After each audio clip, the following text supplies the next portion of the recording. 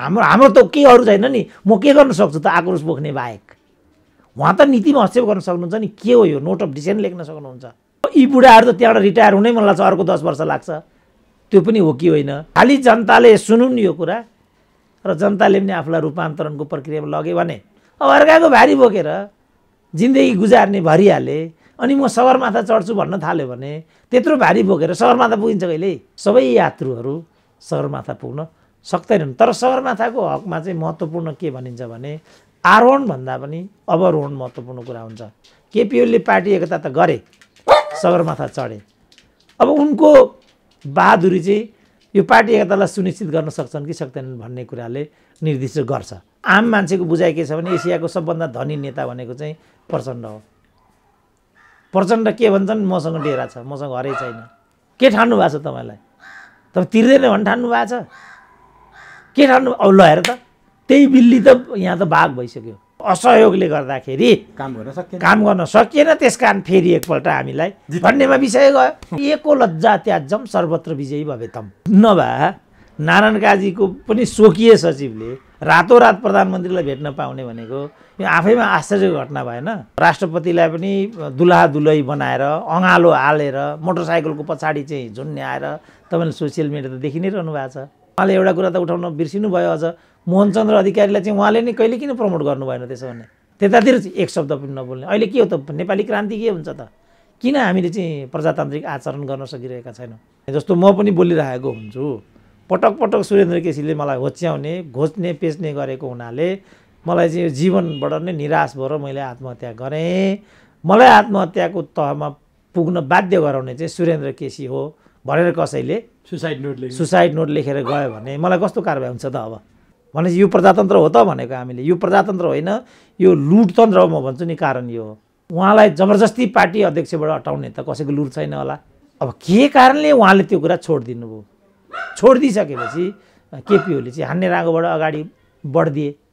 त्यस कारण मैले के भनेको छु भने आजको कलहको जग दिएको प्रचण्डले हो, संरचना खडा गरेको मात्रै केपी ओलीले हो। त्यहाँ एक शब्द नबोल्ने विद्या भण्डारीलाई मन्त्री बनाए, उनले झ्वाङ चल्यो, राष्ट्रपति बनाइदिए। त्यसो भने माधव नेपालले किन यो भन्न सकेनन् कि माया ज्ञालीलाई चाहिँ किन नबनाएको त? त्यसो भने के भनेको माधवजीले मलाई छक्क लाग्छ भनेको, उहाँले पनि त युवराज गेवाली, हाम्रो युवराज कार्की, मोहन चन्द्र यी जम्मैलाई छोडेर भीमरावलाई बनाएको होइन भनेको 51 सालमा। केपी ओलीले प्राविधिक रूपमा यो देशको नेतृत्व आफ्नो हातमा लिनुभयो। सबैको एक महत्त्वमा प्रतिक्रिया के छ भने नारायण काजीलाई जोड्नु चाहिँ प्रपञ्च मात्रै हो। ओ हजुर यस्तो छ भनिदिने त हो सचिव भने, अनि यो के हो भनेर सोध्नुपर्ने चाहिँ मुख्य सचिवले हो। ऊ सोध्दैन राजदूत भएर जानु छ उसलाई छिटो। म भनिरहन्छु नि, मेरै सालोले चाहिँ बहुविवाहको चाहिँ सजाय काट्नु पर्यो। दुध पोखे, प्रधानमन्त्रीले हाँसेर उडाइदिनु, किन दुध पोखिरहनु पर्यो? दुध बेचेन भने कुराउनी बनाए भइगयो नि त। अनि त्यसमा कुराउनी चाहिँ कहाँ लगेर बेच्ने त फेरि? के भन्ने? अब यो चाहिँ बुझाइ जो छ यो देशका नेताहरूको जुन बुझाइको पैसा जति छँदैछ, टोयलेट त सुनको बनाउन सक्ने र सोफामा जलप लाउन सक्नेको त कति सम्पत्ति होला त? 2-4 करोड लगेर त्यहाँ फालिदिन्छन् र यिनले सदाको लागि क्लिन चिट पाउँछन्। जुन देशको प्रधानमन्त्रीले भनेको कुरा कुनै ठाउँमा चाहिँ नोटिस हुँदैन भने मन्त्री भनेको के त हुन्छ मन्त्रीको नेपालमा? क्यान्टोनमेन्टको 20 अरब प्रचण्डले एकलौटी गरेको हुनाले मैले पार्टी छोडेको भने किन के हावा हो त यो पनि? जुन बेला केपी ओली उपचारको लागि सिङ्गापुर जाने भएका थिए त्यो बेला चाहिँ यिनी स्वास्थ्यको कामना गर्नको लागि बालोटारमा पुग्दा केपी ओलीले मलाई तपाईँको शुभकामना पनि एकदमै तल्लो तहको एउटा। तर अब उहाँहरू त गैँडाको छाला। मलाई त यो बारेमा कहिले पनि भ्रम थिएन। यिनीहरू चाहिँ बेसिक कम्युनिस्ट पनि होइनन्, बेसिक डेमोक्रेट पनि होइनन्। यिनीहरूले कम्युनिजम पनि आवरणको रूपमा मात्रै प्रयोग गरेको। उनलाई प्रधानमन्त्री पदमा र आफ्ना चट्टाबट्टालाई वरिपरि राख्ने मालामाल हुने कुरामा नै मोह छ। यो सरकारको सबैभन्दा बढी खुलेर डिफेन्ड गर्ने प्रचण्ड थिए हिजोसम्म। जब केपी ओलीको चाहिँ स्वास्थ्य सुनिश्चित भयो त्यसपछि नै यिनीहरू उग्र भएर आएका छन्। अब कृषक त अधिकांश मधेसकै छन्, हामी चितोर्न सक्दैनौँ नि। घनश्याम भुसाल किन भुक्तानी नदिएको? लेखराज भट्ट यो के हो भन्ने त हाम्रो त त्यो हैसियत होइन हाम्रो। हामीले त विषय उठाइदिने हो। एउटा स्याउको बोट फल्न लायक बनाउन कृषकले कति मेहनत गर्नुपर्छ होला त्यहाँ? राजा रामचन्द्रको पालामा लैजान्छु तपाईँलाई म। यो रामायणको कथा हो। तर हामीले यहाँको राज्य प्रणाली नदेखेको होइन नि त। जब ज्यान माराले 8 वर्षमा उन्मुक्ति पाउँछ भने जब बालबटारको त्यो 8-10 करोडको त कुरा छ। प्रचण्ड प्रधानमन्त्री हुन पाएन भने पार्टी विभाजन, केपी ओलीले प्रधानमन्त्री छोड्नु पर्यो भने मध्यावधि। बटम लाइन यही हो। डाक्टर साहब, तपाईँलाई एभरेस्ट नेपालमा हार्दिक स्वागत। ल हस्, धन्यवाद। आज डाक्टर साहबसँग हामी मूलतः एउटा सामाजिक विषय र केही राजनीतिक विषयमा केन्द्रित भएर कुरा गर्नेछौँ। सबभन्दा पहिला गत साल पुसको 18 गते पनि उखु किसानहरूले त्यो चिसोमा सरकारसँग आन्दोलन गरे, माइतीघर मण्डलामा आए। 18 गते एउटा सहमति भएको थियो। त्यसपछि पनि उनीहरूको उखु किसानहरूको भुक्तानी हुन सकेन। मिलवालाहरूले, उद्योगवालाहरूले गरेनन्। यो किन भइरहन्छ? सरकारले ध्यान नदिएर भएको हो अथवा मिलवालाहरू गैर जिम्मेवार भए? कहाँ के गडबड भएर यो भइरहेको छ डाक्टर साहब? मैले यहाँबाट सुरु गरेँ। यो चाहिँ अब राज्य पक्ष र मिल मालिकको मिलीभगतबाट यस्तो भएको हुनुपर्ने भन्ने मलाई लाग्छ क्या। किनभने कतिपय अवस्थामा रकम भुक्तानी पनि भइसकेको भनेर मैले सुनेको छु। त्यो पैसा चाहिँ मिल मालिकहरूसँग नै भएको र तल किसानहरूले नपाएको जस्तो मेरो इम्प्रेसन छ। कमसेकम अब यसभन्दा अगाडि पनि अनेक मन्त्री लेभलमा यस्तै खालको, गत वर्ष म आफै पनि पुगेको थिएँ माइतीघर मण्डलामा यो उखु किसानहरूको विषयलाई लिएर, र मैले अधिकांश अन्तर्वार्ताहरूमा यो प्रश्न पनि उठाएँ। अब मधेस पहाडको कुरालाई पनि मैले जोडेँ। मधेस पहाडको कुरा भन्थे, तर मधेसकै मान्छेहरू पनि यसमा चाहिँ उद्योग मन्त्री भए। अब उखु कृषक त अधिकांश मधेसकै छन्। खोइ त हेरेको भनेपछि यो मधेस पहाडको विषय होइन। मधेस पहाडको विषय हुन्थ्यो भने कमसेकम मधेसको मान्छे उद्योग मन्त्री हुँदाखेरि कमसेकम उखु कृषकले त भुक्तानी पाउनु पर्थ्यो। त्यो पनि गोजीबाट दिनेको, राज्यको ढिकुटबाट दिने कुरा नै होइन, खुद उनीहरूको। अनि मिल मालिकले त्यो उखु हत्याइसकेको छ। सायद त्यो उसँग स्टक पनि छैन होला, चाहिँ चिनीमा उसले परिणत गरि पनि सक्यो होला, र उसले त्यसबाट जे मुनाफा आर्जन गर्नुपर्ने हो, जे मौद्रिक फाइदा लिनुपर्ने हो, सबै लिइसकेको छ। त्यस्तो बेलामा यो विषय चाहिँ यसरी आन्दोलनको वस्तु विषय हुनुपर्ने, हरेक वर्ष चाहिँ किसानहरूले चाहिँ काठमाडौँ आएर चाहिँ धरना दिनुपर्ने। अनि मैले यहाँसम्म सुनेको थिएँ कि उखु कृषकहरूको हामीलाई उखुले साह्रै नै सतायो, हामीले कहिले पनि समयमा भुक्तानी पायौँ भने पनि नाम मात्रको भुक्तानी पनि मात्रै पायौँ।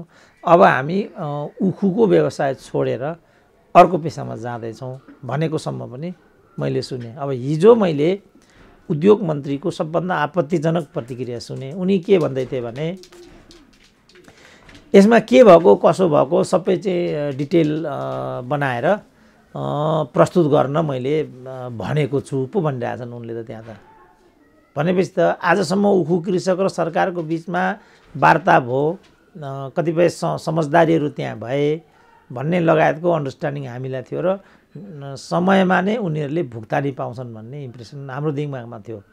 अब हिजो उद्योग मन्त्रीको कुरा सुन्दाखेरि त यो त विषय त प्रवेशै भएको छैन, बुझियो। त्यसो भने पोहोरको साल 18 गते त सम्झौता भएको थियो। पुस 18 के सम्झौता गरेछन् त त्यसो भने? म त यहाँ यो सुनेर म स्तब्ध भएँ। भनेपछि त इन्स्टिट्युसनल मेमोरी त रहेनछ, पोहोर यति भएको छ, यसरी सम्झौता भएको छ। अब त्यसमा चाहिँ हाम्रो यहीसम्म प्रगति भएको छ। अब उखु कृषकहरू अहिले आउनुभएको छ, तर उहाँहरूलाई चाहिँ हामीले यो तरिकाले चाहिँ हुन्छ नि, एउटा यहाँ पुगिरहेको चाहिँ उहाँहरूले यहाँसम्म आउनै नपर्ने, उहाँहरू आइहाल्नुभयो, चाँडोभन्दा चाँडो हामी यसलाई चाहिँ सल्टाउँछौँ, उखु किसानहरूलाई चाहिँ पिरोल्दैनौँ भन्नुपर्नेमा त के भएको छ त्यो सबै गरेर मलाई चाहिँ प्रस्तुत गर्नु मैले भनेको छु भनेपछि त यो त विषय त अगाडि नै बढाएर हिँड्छ भन्ने देखियो। सरकार त संवेदनशील देखिएन। संवेदनशील त पटक्कै देखिएन उता। त दुःख लाग्दो कुरा हो, किनभने नेपाल जस्तो कृषिप्रधान मुलुकमा कृषकहरूमाथि नै यो हुनु, किनभने एकपल्ट होइन, दुईपल्ट होइन, बाहिरबाट आएका चाहिँ जो तरकारीजन्य उपजहरू हुन्छन् तिनीहरूले चाहिँ निर्बाध मार्केट पाउँछन् यहाँ। अब अहिले कोभिडकै बहानामा पनि हाम्रो कृषिजन्य उपजलाई चाहिँ बजारमा सहज पहुँच दिँदैन, कोभिडको खतरा देखाउँछ, अरू कुराहरू हुन्छन्।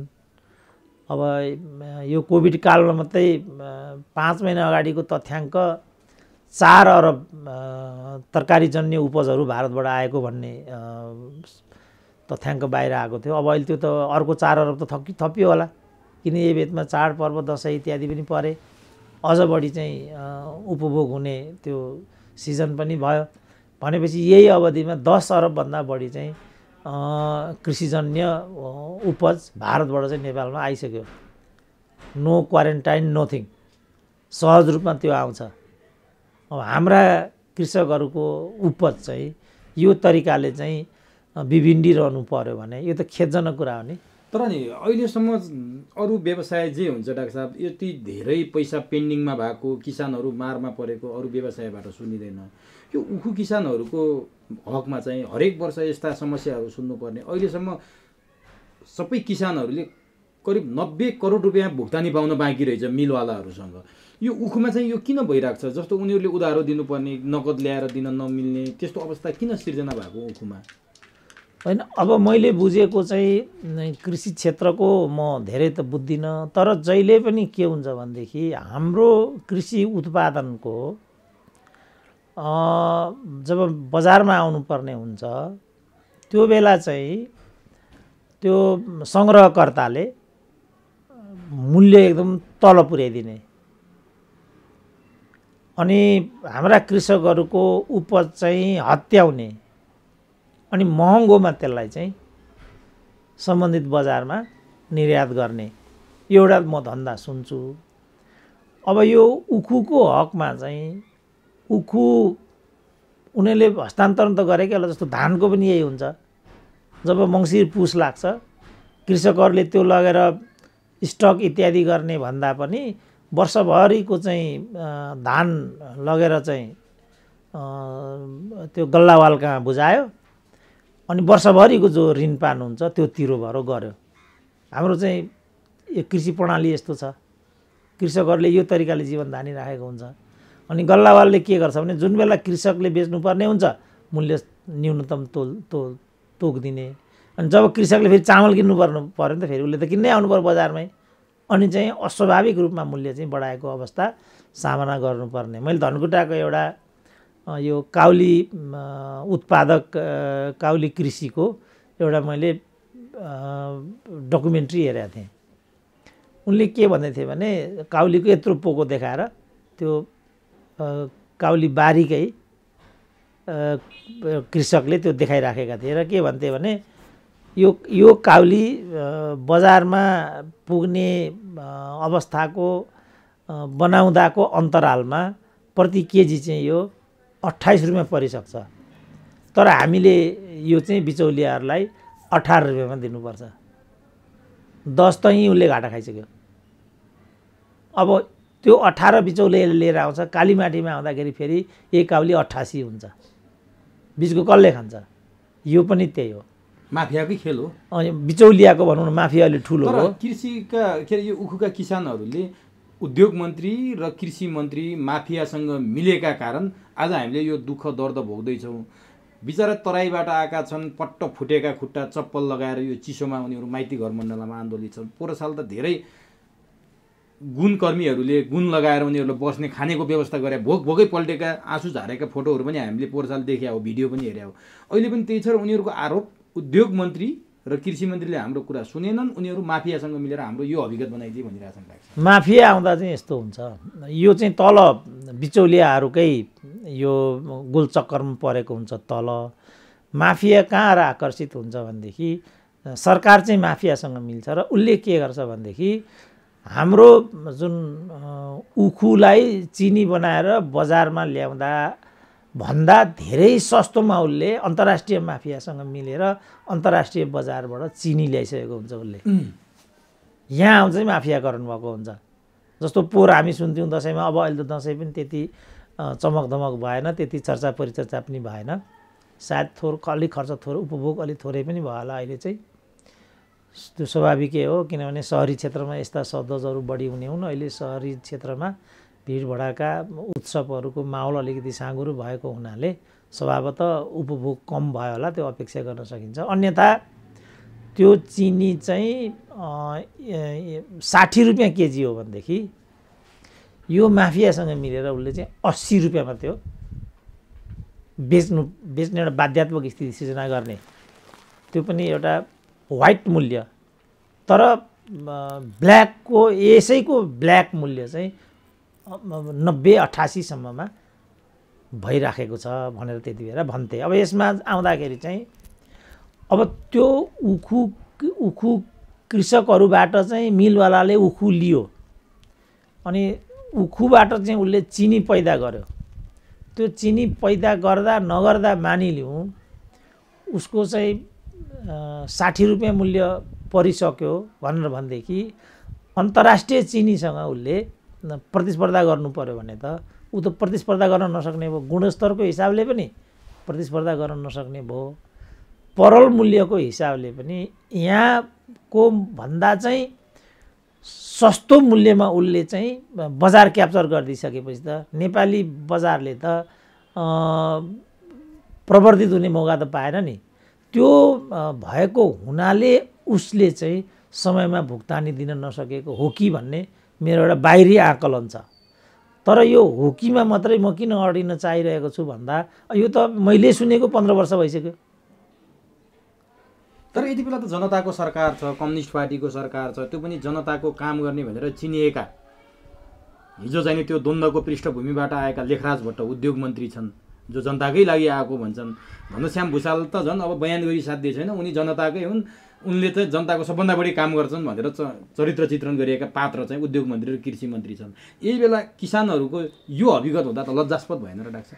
त्यो त अब लज्जा भन्ने कुरा त अनुभूति गर्ने कुरा न हो। कोही दिगम्बर भएर हिँड्छ भने त के उपाय छ त?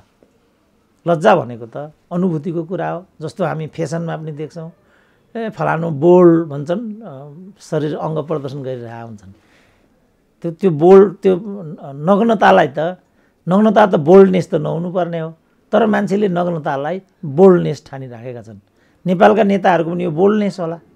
जस्तो घनश्यामकै कुरा गरौँ न, उखु त ठुलो कुरा भइगयो नि होइन, त्यो त चाहिँ के भने भुक्तानी नै दिनुपर्ने कुरा भयो। कृषि मल भनेको त ढिकुटीबाट पैसा निकालेर अनि अन्तर्राष्ट्रिय बजारबाट किनेर ल्याउने कुरा होइन। त्यसमा के रोक्छ त? कि पाइँदैन कृषि मल? कि हाम्रो नेपाली पैसाले किन्न सक्दैन? कि पैसा छैन त नेपाल सरकारसँग? उहाँले एउटै कुरा भन्नुभएको छ, कोही आए पनि यो मल किन्न सक्दैन। किन किन्न सक्दैन? के कारणले किन्न सक्दैन त भन्न सक्नु भएको छैन। त्यसमा त उहाँले चाहिँ एउटा मोरल एकाउन्टेबिलिटी लिनुपर्ने हुन्छ। फेरि त्यस्तो भरभराउँदो युवा नेता जो आशा गरिएका, उहाँ चाहिँ अब मार्क्सवादकै कुरा गरौँ अथवा समाजवादकै कुरा गरौँ, बहुदलीय जनवादकै कुरा गरौँ, कुनै कुरामा पनि पछि नपर्ने, जनताले अब जनताका छोराछोरीले यति मासु खानेछन्, यति दुध खानेछन्, भोकै कोही सुत्ने छैनन्, भोकै कोही रुने छैनन् भनेर फ्लाग्ने कृषि मन्त्रीले जब एउटा उखु तपाईँले त त्यो अझ त्योभन्दा नि अझ मल दिन सक्दैनन् भने त्यो कुर्सीमा बसेर चाहिँ म कृषि मन्त्री हुँ भन्नलाई त्यो अधिकार अब जनताले देलान् र उनलाई? होइन, अब भनिहालेँ नि, वेस्ट मिनिस्टरियल सिस्टम चाहिँ नैतिकतामा चल्छ, सदाचारमा चल्छ, जवाफदेहितामा चल्छ। तपाईँ त्यो मान्नुहुन्न भने यसको के उपाय छ? चितोर्न सकिँदैन, टोक्न सकिँदैन। अब हामीले जस्तो भनौँ न, मेरै भनौँ न, घनिष्ठ मित्र हुन् मेरै, घनश्याम भुषाल, कुनै टाढाका व्यक्ति होइनन्। केही नभए 5 वटा अन्तर्वार्तामा मैले यो प्रसङ्ग उठाइसकेँ। यो पहिल्यै मैले भनेको, उहाँले यदि यही हो भने उहाँले डे 1 मै आएर यो स्थिति के छ, कसो छ, मैले दीर्घकालीन रूपमा के गर्नुपर्ने, तत्कालीन रूपमा के गर्नुपर्ने भनेर आफ्नो ब्युरोक्रेसीलाई ल बित्तो बिग्रिँदो के छ भने म अरू कुरा त जान्दिनँ नि। फेरि भोलि विवादित आलोचित त्यो भयो भने मलाई राम्रो लाग्ने छैन। के कुरा चाहिँ मैले तत्काल गर्नुपर्ने हुन्छ, के कुरा मैले नीतिगत चाहिँ हेरफेर गर्नुपर्ने, कानुनै बनाउनु पर्ने छ कि नियम विनियममा हेरफेर गर्नुपर्ने छ कि के छ, तपाईँहरूले मलाई समयमा ब्रिफिङ गर्नुपर्छ। तर बित्तो बिग्रिँदो आलोचित विषय भयो भने त्यो मेरो लागि चाहिँ सही कुरा हुँदैन है भन्दै उहाँले चाहिँ आफूलाई अगाडि लैजानुपर्नेमा जब चाहिँ कृषकहरूले मल पार्नुपर्ने अवस्था भयो त्यो बेला मलको हाहाकार सुनियो। अहिले किसानहरूले इत्यादि भएर उहाँले चाहिँ बङ्गलादेशसँग ल्याउने चाहिँ कृषि मन्त्री असफल हुनुभयो, प्रधानमन्त्रीले आफै वार्ता गर्नुपर्ने स्थिति आयो भन्ने चाहिँ हामीले हेडलाइन हेऱ्यौँ। अब अहिले आएर चाहिँ नदिने भयो, अर्को व्यवस्थातिर प्रयास भइराखेको छ भन्ने कुरा सुनिँदैछ। कृषि मन्त्री भन्छन् इन्द्रेको बाबु चन्द्रे आए पनि मल उपलब्ध गराउन सक्दैन। त यो त के हो त? यो त उही के भन्ने होला होइन, मुखमा नराम्रो बोल्न आउँछ। अब मर्यादाले नराम्रो कुरा बोल्नु भएन, तर यो त लज्जास्पद कुरा होइन। खै त उहाँले जवाफदेहिता लिनेतर्फ सोचेकै देखिएन। त्यसो भयो नि डाक्टर साहब, जस्तो उहाँ मन्त्री बन्नुभन्दा अगाडि आफ्नै शीर्ष नेताहरू प्रधानमन्त्री अध्यक्षलाई को माफिया केसँग भेट्छन् भनेर उहाँले बोलेको त अहिले सामाजिक सञ्जालमा आइरहेको छ। अब उखु किसानहरूले माइती घर मण्डलमा आएर प्रश्न भनिसके हाम्रा मन्त्रीहरू जनताको लागि काम गर्छन् भन्ने सुनेको थियौँ, तर यिनीहरू त माफियासँग मिलेर रहेछन् भनिसकेपछि के साँच्चीकै घनश्याम भुषाल पनि माफियासँगै मिलेर यसो भएको त डाक्टर साहब?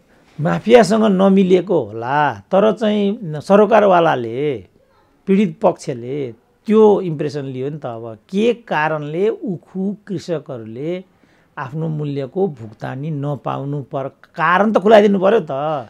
कि भनिदिनु पर्यो यस्तो भएको हो भनेर, कि भनिदिनु पर्यो किस्ताबन्दीमा दिइनेछ, केही त भनिदिनु पर्यो नि। तर उखु किसानहरूले भुक्तानी नपाएको कुरो एउटा कुरा मैले पनि बुझेको छैन डाक्टर साहब। यो उखु किसानले मिलवालालाई बेचे, ती मिलवाला सरकारका होइनन्, ती निजी कम्पनी नै होलान् मिलवालाहरू। उनीहरूले भुक्तानी पाएनन् भनेपछि यो चाहिँ त्यहीँको प्रदेश सरकारले अथवा त्यहाँको 2 नम्बर प्रदेशमै हुन्छ बढी उखु, त्यहाँको सरकारले हेर्ने होला, अथवा 5 नम्बर प्रदेशमा पनि छ त्यहाँ हेर्ने होला, अथवा जहाँ छ त्यहाँको सङ्घीय प्रदेश सरकारले हेर्ने हो कि यो सङ्घीय सरकारकै जिम्मेवारीको कुरोमा पर्छ? यिनीहरू त अहिले त सङ्घीयतामा गइसकेका छन्। यो त मैले लेख्दा प्रादेशिक विषय हुनुपर्ने हो। यदि प्रादेशिक विषय होइन भने पनि अथवा हो भने पनि पहिला त कुरा त क्लियर हुनु पर्यो नि। मैले सुनेको 45-50 करोड चाहिँ यहाँ माथिबाट प्रदेशमा भुक्तानीको लागि गइसकेको छ। हजुर, अब यो कति सत्य हो र तल ठ्याक्कै यसको स्थिति के छ त्यो त हामीलाई नै पनि थाहा छैन नि त। मैले बुझ्दाखेरि यो जुन उखु कृषकसँग जोडिएको जुन विषय हो यो केन्द्रको विषय नहुनुपर्ने हो, प्रदेशको विषय हुनुपर्ने हो। त्यसो भने त चाहिँ उद्योग मन्त्रीले त्यही भन्दै भएको नि त। हिजै मैले भने के छ बुझाउनु, मैले के छ पेस गर्नु मैले भनेको छु भनेर सिरदिनको भाषामा बोलिरहेको थिएँ। यो त सिरदिनले बोल्ने हो नि। यिनीहरू संवेदनशील भएनन् तराईको मुद्दामा, मधेसको मुद्दामा भन्ने आरोप लाग्न थालिसक्यो यिनीहरू। मधेस भन्ने कुरा के आएर त्यो तराईमा उखु खेती हो मधेसकोले नै मात्रै गर्छ भन्ने त केही पनि छैन होला। त्यो त आन्दोलित अनुहारहरू मधेसी मूलका देखिया हुनाले त्यसरी भनिया होला। त्यो हो भने त यदि मधेसकै कुरा गर्ने हो भने त अघि पनि मैले भने मधेसको कुरा सबभन्दा चर्को गर्ने त मातृका यादव हुन्। उनी पनि उद्योग मन्त्री त भइसक्यो। किन विगत कालमा उनले त्यो कुरा नगरेको त? 1 2 त्यसमा प्रदेश बोल्नु पर्यो नि त। प्रदेश त अहिले मधेसकै अनुहारको सरकार होला क्यारे त भन्नु पर्यो नि त यस्तो हो भनेर। हामीलाई पनि सुसूचित गर्नु पर्यो नि यस्तो हो है भनेर। हामीले त व्यक्तिगत रूपमा हाम्रो सेम्पेथी छ। मैले भने पोहोरको कार्यक्रममा म आफै माइतीघर मण्डलमा गएको थिएँ। अब अहिले कोभिडको कारणले के हुन्छ कसो हुन्छ भन्न सकिँदैन, तर हाम्रो पनि त हमदर्दी त ती किसानहरूसँग त मैले भने नि मेरा अन्तर्वार्तामा यही चाहिँ कुरा यो उखु कृषकहरूको कुरा केही नभए 10वटा अन्तर्वार्तामा मैले उल्लेख गरेको हुँला। तर हामीले त गर्ने यति मात्रै हो। हामी चितोर्न सक्दैनौँ नि। घनश्याम भुषाल किन भुक्तानी नदिएको, लेखराज भट्ट यो के हो भन्ने त हाम्रो त त्यो हैसियत होइन हाम्रो। हामीले त विषय उठाइदिने हो के भने नियमअनुसार उखु कृषकहरूले भुक्तानी पाउने हो भने भुक्तानी नपाउने के कारण हो, कुनै कारण छ भने त्यो कारण खुलाइदिनु पर्यो नि। अब कतिपयले तपाईँले अघि भने जस्तो अब यो उखु किसानी नै छोड्ने अरू व्यवसाय गर्नेतिर चाहिँ अब जानुपर्ने हो कि भनेर त्यो किसिमको भनाइ पनि सार्वजनिक गर्न थालिसके भनेपछि उखु किसानहरू त वास्तवमा धेरै पीडित रहेछन् होइन डाक्टर? त्यो त देखिएकै छ नि त। जस्तो अब कृषकहरूको जस्तो मैले उखुको मात्रै कुरा भएन नि त। मैले 1.5 महिना अगाडि अथवा त्योभन्दा कम को अन्तरालमा मैले एउटा के देखेँ भनेदेखि मुस्ताङको हो अथवा मुगुको हो, मुस्ताङ अथवा जुम्ला कताको हो, धमाधम यो स्याउ कृषकहरूले फडानी गरे, पुरै फडानी गरेको चाहिँ कस्तो मलाई चाहिँ भित्रिन त्यस्तो पनि देख्नु पर्ला भनेर त मैले बाबा एउटा स्याउको बोट फल्न लायक बनाउन कृषकले कति मेहनत गर्नुपर्छ होला त्यहाँ। त्यो कति महत्त्वपूर्ण कुरा हो त्यो स्याउको बोट भनेको त एकचोटि उमारेपछि त निरन्तर उसको उमेर हदसम्म दिइरहने चिज होला। त्यस्तो आज कृषकहरूले चाहिँ फडानी गरिराखेका छन्। काहीँ चाहिँ चितवन, काहीँ किन भन्नु पर्यो, चितवन क्षेत्रमै होइन बन्दालाई चाहिँ उनीहरूले चाहिँ त्यो ट्र्याक्टर लगाइराखेका छन्। दुध सडकमा पोलिराखेका छन्। केरा फडानी गरेर फाले। केरा बारी नै काहीँ चाहिँ फडानी गरिदिए। म अस्ति केरा कृषकहरूको पनि स्थलगत निरीक्षण गर्न अस्ति म गइरहेको थिएँ। उनीहरूले यो विषय पनि उठाइदिनु पर्यो, यस्तो छ, हाम्रो बजार ग्यारेन्टी छैन, उस्तो छ। यो चाहिँ जुन हामीले मालभोग केराको चाहिँ यहाँ खेती गरिराखेका छौँ, एसियाकै सबभन्दा टिपिकल र क्वालिटीको चाहिँ म्याटर अरे त्यो। तर त्यसको पनि बजार उपलब्ध हुन सकिराखेको छैन। सरकारसँग ठोस नीति छैन। कृषि ऋणमा पनि उसले ठोस हामीलाई चाहिँ संरक्षण दिन सकिरहेको छैन। यस्तो कुरा उनीहरूले भनिरहेको थिए। समष्टिमा चाहिँ के जस्तो अहिले नै भनौँ न, हाम्रो चाहिँ केही नभए 35देखि 50 अरबभन्दा बढीको तादादमा कृषिजन्य उपजहरू भारतबाट आउँछ हाम्रोमा। अब गत वर्ष 33 अरबको त चामल मात्रै भन्ने छ, 14 अरबको त मासु मात्रै भन्ने छ।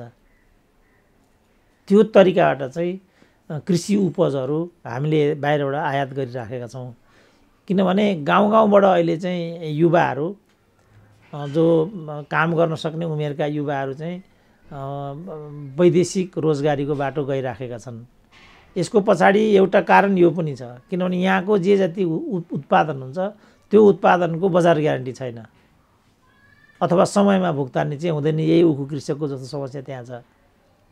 र सही नीति, जस्तो अघि मैले काउलीको कुरा गरेँ नि, 1 केजी काउली उत्पादन गर्दा बजारमै 28 पर्छ प्रति केजी, अनि बेच्नु पर्दाखेरि उसले 18 मा बेच्नुपर्छ। बिचौलियाको हालिमुहाली छ। अनि बिचौलाले कालीमाटी ल्याउँदाखेरि 88 रुपियाँ, मैले चाहिँ 88 मा खानुपर्छ फेरि।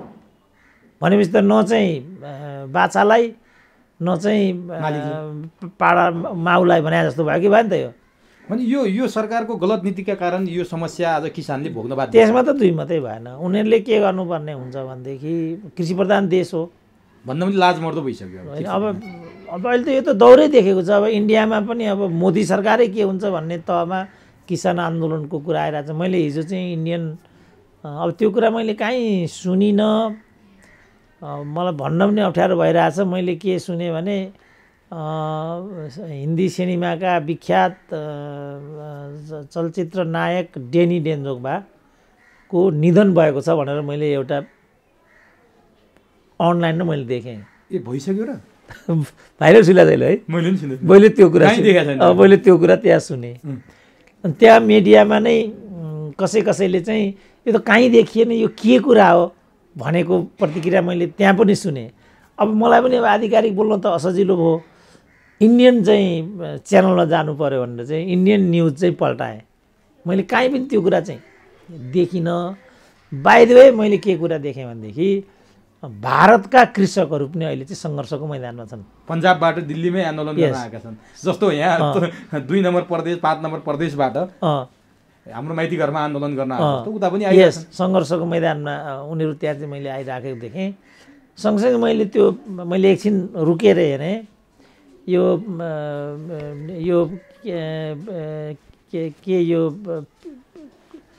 फिडिङ क्लिनिङ कि के अरे अहिलेको क्लिन फिड, यो क्लिन फिड पोलिसीले गर्दाखेरि सबै सूचनाहरू पनि समाचारहरू पनि ठिकसँग आइराखेका हुँदैनन्। त्यसले हो कि भनेर ऊ हेरेँ। त्यो हेर्ने क्रममा बरु मैले एउटा के देखेँ भनेदेखि, त्यो बिजेपीकै मान्छेहरू होलान् त्यहाँका, तिनीहरू के भन्दै थिए भने यो कृषकहरू चाहिँ यो चाइना र यहाँ कम्युनिस्टहरूको उक्साहटमा यो गरिराखेका छन् भनेर त्यहाँ चाहिँ बोलिराखेका थिए। माओवादी, त्यहाँको भूमिगत माओवादी छ नि। यस, अझ माओवादी आयो त्यहाँ। अझ त भनेपछि कृषकलाई कहिले माओवादी भनिदिने, कृषि पेसालाई चाहिँ हेयको दृष्टिकोणले हेरिदिने, उसको उत्पादन र उपजको बजार ग्यारेन्टी नगरिदिने, अनि बजारमा आइसकेको वस्तुको उपयुक्त मूल्य पनि नदिदिने, अनि सङ्कलित गरिसकेको मालको भुक्तानी पनि यही उखु कृषकको जस्तो गरेर समयमा नदिदिने, अनि जहिले मार्केटमा चाहिँ महँगो, हामी उपभोक्ता चाहिँ जहिले पनि मारमा पर्नु। यी कालीमाटी नै भनौँ न, किन अब यो चाहिँ रौतहटको उखु कृषकको कुरा गर्नु पर्यो? हाम्रो सायद मातृका यादव हो कि हाम्रो यो हाम्रो गुरिल्ला नेता थिए नि एकजना बलदेव भन्थे नि, के नाम अरे तिनको? चन्द्रप्रसाद खनाल। चन्द्रप्रसाद खनाललाई हो, कुन चाहिँ हो, लखेटे नि कालीमाटीबाट यिनीहरूले। चन्द्रप्रसादलाई नै हो। दरबार मार्गमा एकजना यादव कि के भन्ने त्यति बेला के आपूर्ति मन्त्री के थिए, शिवकुमार मण्डल, तिनलाई लखेटे। न्युरोन गयो भने दोकानेले साहुहरूले पसलै बन्द गरिदिने। कालीमाटीमा मन्त्री लखेटिने। त भनेपछि त यो त के आयो भने राज्य नै छैन भन्ने कुरा, र उसको चाहिँ राज्यहीनता, उसको अकर्मण्यता र शिथिलता भनौँ न, अकर्मण्यता र शिथिलताले गर्दाखेरि उनीहरूले कुनै पनि सही नीति, पहिलो कुरा त सही नीति प्रतिपाद गर्न सकिरहेका छैनन्। दोस्रो, जे नीति उनीहरूसँग छ त्यसलाई चाहिँ शक्तिका साथ कार्यान्वयन गर्न सकिरहेका छैनन्।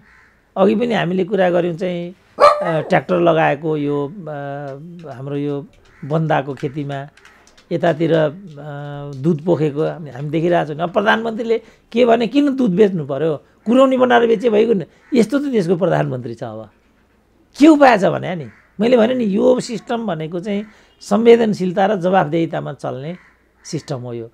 यो वेस्ट मिनिस्टर भनेको चाहिँ यो जे मनपर्छ गर, तिमीहरूको शक्ति देखाओ, चुनावमा हामीलाई हराउँछ भने नि हराओ भन्ने चाहिँ एउटा डिक्टेटोरियल मानसिकता भएको राज्य व्यवस्थाका विशेषताहरू हुन्। तर यो जुन उदारमना वेस्ट मिनिस्टर सिस्टम हामीले जो अवलम्बन गरेका छौँ, यसमा चाहिँ शिक्षा, सदाचार, नैतिकता, पारदर्शिता, जवाफदेहिता, योग्यता क्रम, यसका चाहिँ अन्तर्वस्तुहरू यिनीहरू हुन्। जस्तो कृषक भनेको त संवेदनशीलता भन्नाले कृषकलाई 1 लाख उखु उत्पादन गर्न कति मिहिनेत गर्नुपर्छ बिचरा। त्यसको बिउ बनाउनु पर्यो, त्यसको खेती जोत्नु पर्यो, त्यसलाई उमार्नु पर्यो। कहाँ अहिले त्यति चाँडै बाली भित्रिन्छ। अब कहिले पानी आउने हो, कहिले असिना आउने हो, कहिले सुक्खा आउने हो, कहिले चाहिँ यो डढेलो इत्यादि, कसैले आगो लगाइदिने हो। कति ठाउँमा चाहिँ बाख्रा खोरमा चाहिँ स्याडिस्टहरूले कता हो आगो लगाइदिए भनेर म सुन्थेँ। पोहोर म एउटा घोडाघोडी भन्ने ठाउँमा पुगिरहेको थिएँ। त्यहाँ कैलाली हो घोडाघोडीमा पुगिराखेको थिएँ।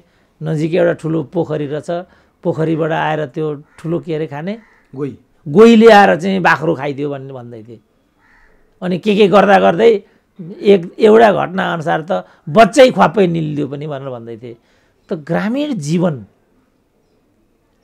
दूरदराजको जीवन प्रणाली सहरका मान्छेले सोचे जस्तो होइन नि।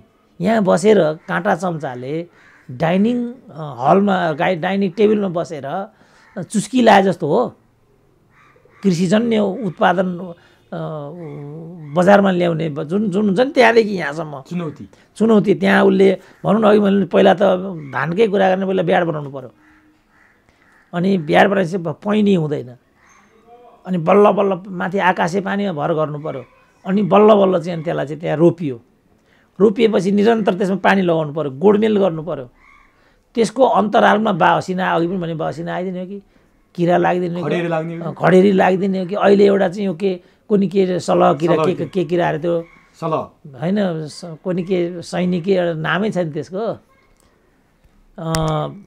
कुनै के मिलिट्री किरा के एउटा किरा भन्ने, त्यो फौजी किरा आइदिने हो कि, अनि मरि अब असिनाबाट बचाउने हो कि, फौजीबाट बचाउने हो कि, चोर चकारबाट बचाउने हो कि, बल्ल बल्ल अनि उसले चाहिँ त्यो तयार बनाउँछ। अब त्यो तयार बनाएपछि मिलवालाकामा लग्यो, तुरुन्त भुक्तान दिँदैन, भने जस्तो मूल्य तोक्दैन। आफूले बेच्ने बेलामा सस्तो मूल्य गराइदिन्छ, किन्ने बेलामा डरलाग्दो चाहिँ मूल्य बढाइदिन्छ। मलको कुरा हामीले गरि पनि हाल्यौँ। त यो सबै कुरा त राज्यले हेर्ने हो नि त। राज्य नभएको टुरो जस्तो भएको हुन्छ नि। त्यो त भनिहाल्ने हामी। जस्तो अब हामीले बन्दाको कुरा गऱ्यौँ, चितवन क्षेत्रको कुरा, सबभन्दा शक्तिशाली नेता चितवनमै छन्। त्यहाँका कृषकले चाहिँ आफ्नो बन्दालाई चाहिँ ट्र्याक्टर लगाउनु परिरहेछ। यो त हामीले प्रत्यक्ष देखेको कुरा हो नि त। तर डाक्टर साहब, यसो यति गरिरहँदा सरकारको नेतृत्व गरेका पार्टीका नेताहरू बालुवाटारमा दिनहुँ बस्छन्, छलफल गर्छन्, धुम्बाराईमा बस्छन्, पेरिस डाँडामा बस्छन्। यो विषय पर्दैन किसानको विषय। काङ्ग्रेस प्रमुख प्रतिपक्षी दल काङ्ग्रेसले आफ्ना नेता रामचन्द्र पौडेलमाथि दुर्व्यवहार हुँदा देशव्यापी आज आन्दोलन गर्दैछ, किसानको बारेमा आन्दोलन गरे कहिले पनि सुनिँदैन। अनि यिनीहरू कसरी जनता गरिब निमुखा किसानका पार्टी भनेर कसरी भने त यी दुईटा पार्टीको हालत त यस्तो देखियो। यो त अब भन्नेहरूले सोच्नु पर्यो। मलाई त यो बारेमा कहिले पनि भ्रम थिएन। यिनीहरू चाहिँ बेसिक कम्युनिस्ट पनि होइनन्, बेसिक डेमोक्रेट पनि होइनन्।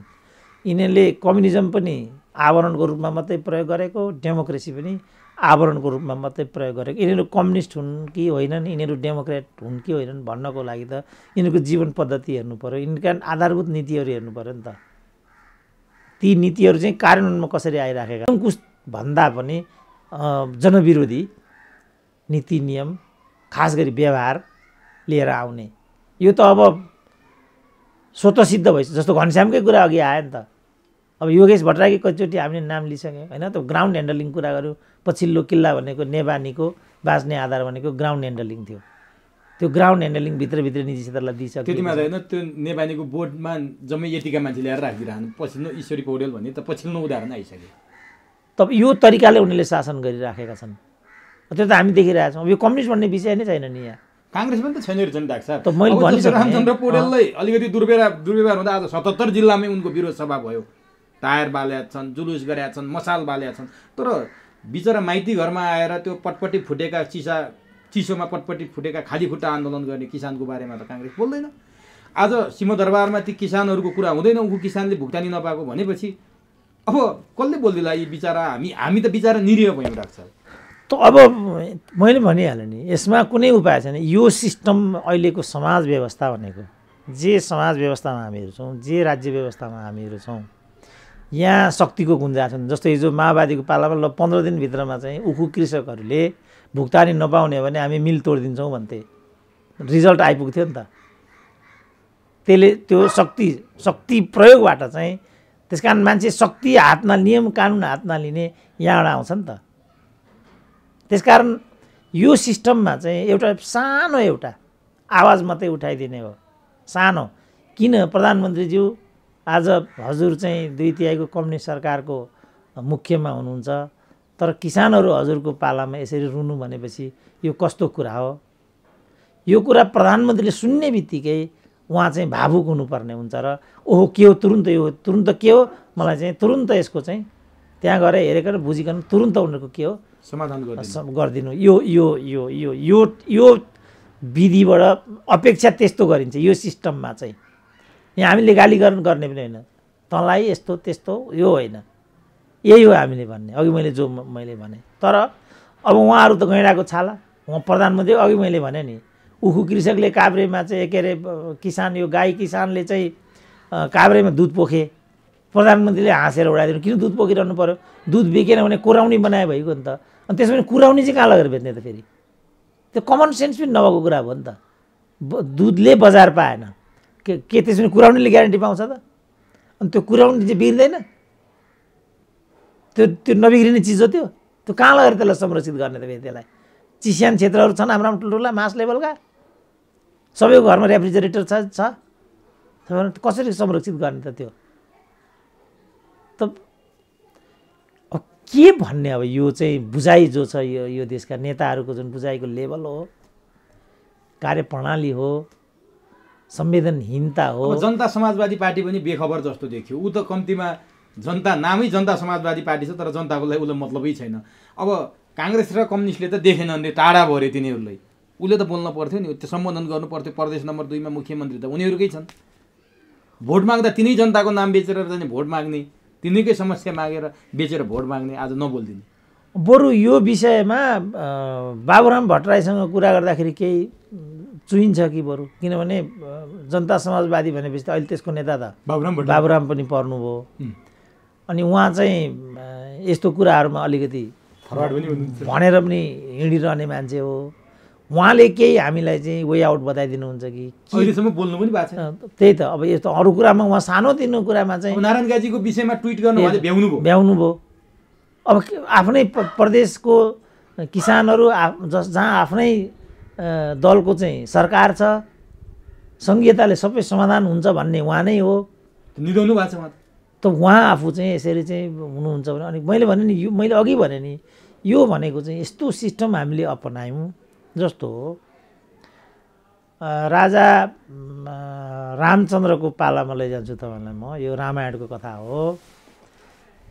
एक दिन राम चाहिँ के जनताको बुझाइरहेछ भनेर सहरमा निस्केका थिए। एउटा धोबीको घरमा भित्रपट्टि धोबिनी के कुरा गर्दा रहेछन् रामचन्द्रको बारेमा भने यो रामचन्द्र ठुलो कुरा गरेर हिँड्छ, अर्काले लगेकी स्वास्नी बेहोरेर बसिरहेछ, फुर्ती लाउँछ भन्दा रहेछन्। रामचन्द्र लाग्यो ओहो मेरो सीतासँगको मेरो व्यवहारलाई त यसरी पो हेर्ने गरेका रहेछन् मान्छेले भन्ने कुरालाई अनुभूत गरेर सीतालाई लगेर रामचन्द्रले चाहिँ जङ्गलमा छोडिदिन्छन्। लवकुशको जन्म त्यही बेला भएको भनिन्छ।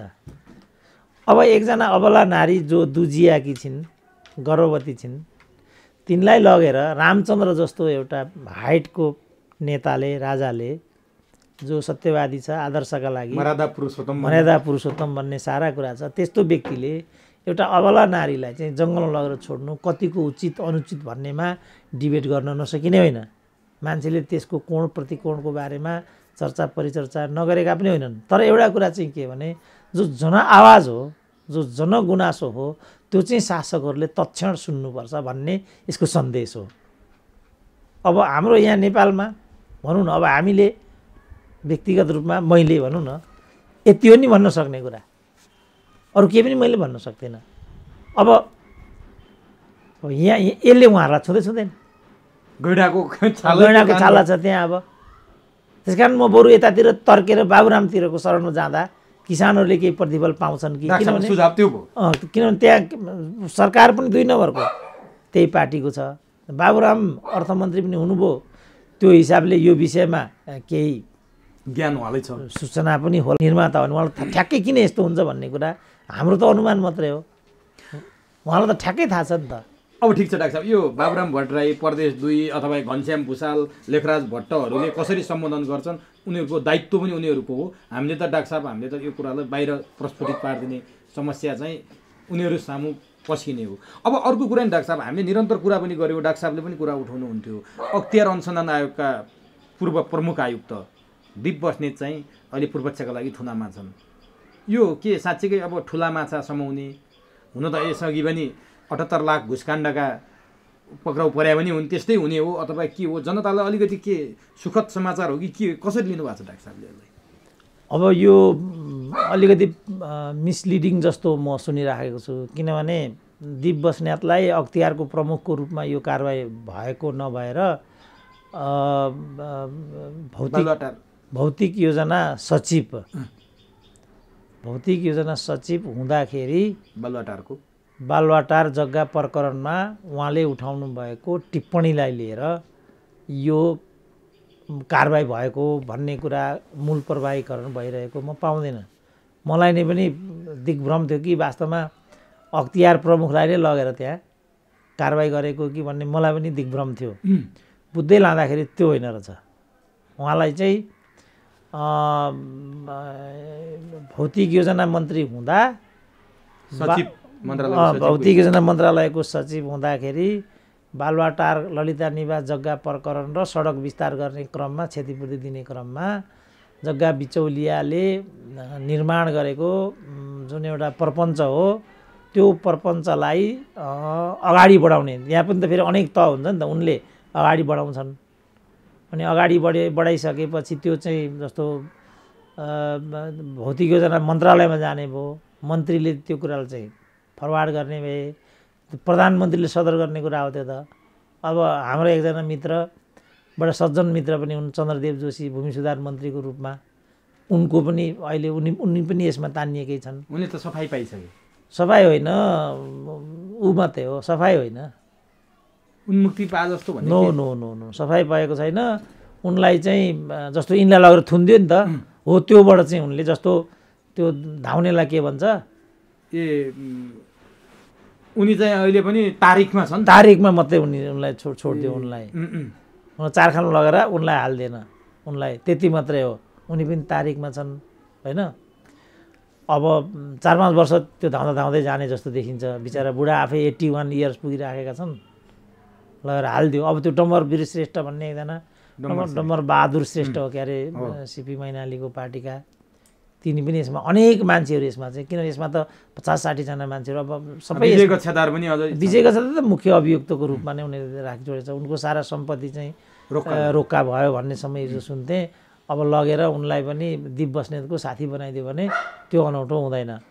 अब प्रकरण चाहिँ यो हो जहाँसम्म यसबाट हामीले चाहिँ जनता, तपाईँले के भन्नुभयो, प्रसन्न कि के भन्नुभयो, जनतालाई ठुलो माछा के मलाई यो भ्रम हुने जस्तो लाग्छ। किनभने ठुलो मान्छे कहिले पनि कारबाहीमा सितिमिति आउँदैन नेपालमा। सानाले खरदार बैदार मुखिया के जाति सहायक सिडिओ के यस्ता चाहिँ कारबाहीमा आउने हुन्। ठुलो माछा कहिले पनि कारबाहीमा पर्दैन। यसैमा पनि त मुख्य सचिवलाई नै उन्मुक्ति दिइसकेको छ, प्रधानमन्त्रीलाई नै उन्मुक्ति दिने कुरा भइसकेको छ। यसैमा पनि अब सानो पार्टीको चन्द्र जोशी बिचरा सानो पार्टीका भए, विजय कक्षादार पनि अहिले चाहिँ इन्फेरियर पोजिसनका भए बिचरा लखेटिराखेका छन् यिनीहरूले होइन। अब फेरि मेरो यो सहानुभूति होइन, मेरो यो के भने कानुन चाहिँ ठुला सानालाई भेद गर्छ। नेपालको कानुन व्यवहारमा जाँदा ठुला सानालाई चाहिँ भेद गर्छ। ज्यान मुद्दामा आम मान्छेले चाहिँ ज्यान मार्यो भनेदेखि उन्मुक्तिको सम्भावनै हुँदैन। तर भर्खरै रञ्जनराज कोइराला त 8 वर्षमा उन्मुक्ति पाइहाले। अब बहुविवाह, ठुलो मान्छेले बहुविवाह गर्यो भने त्यो बहुविवाह लाग्दै अहिले पनि क्याबिनेटमा बहुविवाहका मान्छे मिनिस्टरै छन्, कानुनै लाग्दैन। अब अहिले एउटा दलितको छोराले बिहा गरोस् त बहुविवाह के हुन्छ, अहिले आम मान्छेले बिहा गरोस् त के हुन्छ। म भनिरहन्छु नि, मेरै सालोले चाहिँ बहुविवाहको चाहिँ सजाय काट्नु पर्यो।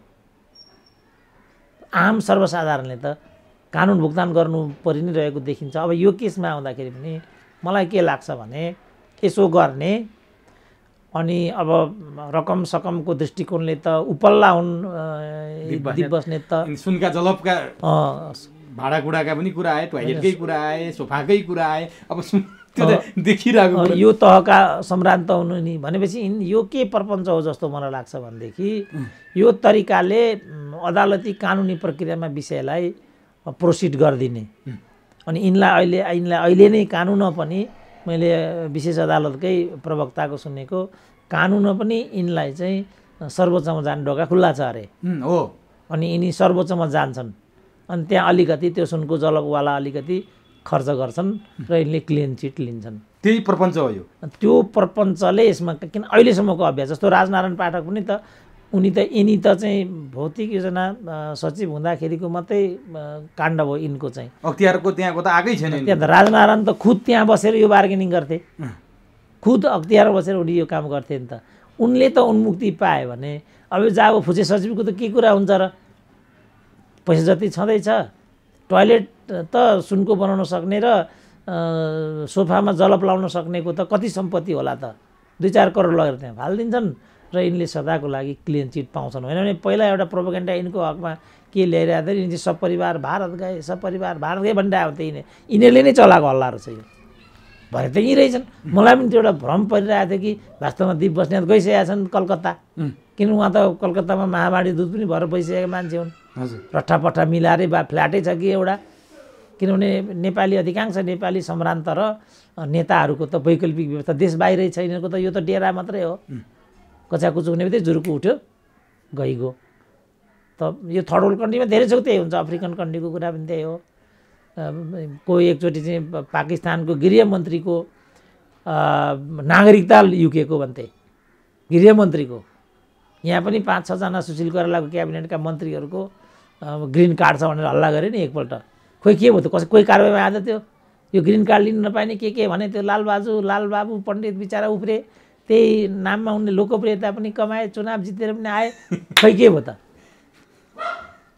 कैयौँ 12,000 कर्मचारीहरूको चाहिँ ग्रिन कार्ड छ भन्ने कुरा थियो। त्यति बेला सचिव लेभलका कर्मचारीहरूसँग ग्रिन कार्ड थियो।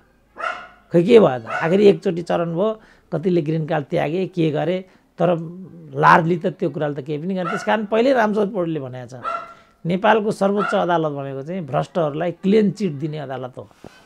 सायद तिनलाई मानहानि भयो कि के भयो त्यति बेला यस्तो भने भनेर, तर उनले भनेको त्यो कुरा धेरै नै अर्थपूर्ण छ। नेपालमा कहिले पनि ठुलो मान्छेलाई कुनै पनि किसिमको कानुनी कारबाही हुँदैन। पावरमा चाहिँ लेनदेनमा कहिलेकाहीँ कचाकुचुक भयो भने चाहिँ यस प्रकार चाहिँ विजय गच्छेदारको हालत हुन्छ, दीप बस्नेतको हालत अन्त्य हुनै सक्दैन नि। भनेपछि दीप बस्नेतलाई पूर्वपक्षको लागि कारागार चलान गर्यो भनेर जनताहरू नो खुसी मान्नु पर्छ। हौसिने भने एकदम उनीहरूलाई यो भ्रम हो, जरुरी छैन। अब उनी चाँडै उन्मुक्ति पाउँदैछन्, सबै सम्भावनाहरू छन्, किनभने यिनको पावर ग्याम्बलिङ हुन्छ नि त्यहाँ त, पैसाको मोलतोल हुन्छ त्यहाँ। तर सामाजिक सञ्जालमा खुसी व्यक्त गर्नेहरूलाई त्यो एकैछिनको लागि खुसी मात्रै हुने भयो डाक्टर साहबको विश्लेषण। मेरो विचारमा हामी नहौस्यौँ, कामना छ उनीहरूको जुन हौसियाइ हो त्यो सार्थक होस्, किनभने हाम्रो चाहना पनि त्यो हो। तर हामीले यहाँको राज्य प्रणाली नदेखेको होइन नि त। जब ज्यानमाराले 8 वर्षमा उन्मुक्ति पाउँछ भने जब बालुवाटारको त्यो 8-10 करोडको त कुरा छ। त अब यो पनि बालुवाटारको कुरो मात्रै रहेछ, उनको अख्तियारमा बसेर राजनारायण पाठकले गरे जस्तो गरेको, सुनको जलप लगाएको ती कुरा त अझ बाँकी नै छ, त्यहाँ त छोएकै छैन, त्यहाँ उनलाई टचै हुँदैन होला होइन डाक्टर साहब? होइन, बालुवाटारै प्रकरणको होइन नि त, विष्णु पौडेल मन्त्री नै छन् नि त बाबा, मिलाउने सबै यिनका लागि तिनलाई मिलाइदिएको त हो यिनले, यी त बिचौलिया नहुने नि, सचिव भनेको त बिचौलिया न हो, त्यसलाई हेर्ने भनेको मुख्य सचिवले हो। मुख्य सचिवलाई उन्मुक्ति दिइसकेको छ, अनि यस्तो निरै एउटा गरिबलाई लखेटेर के हुन्छ ल भन्नु त?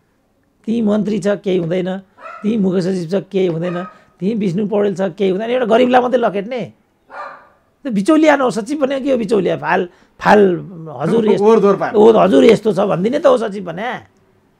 अनि यो के हो भनेर सोध्नु पर्ने चाहिँ मुख्य सचिवले हो, ऊ सोध्दैन राजदूत भएर जानु छ उसलाई छिटो भनेपछि यो केही होइन। अनि के यस्तो यो गरिबको पछाडि किन लागेछन् मान्छे?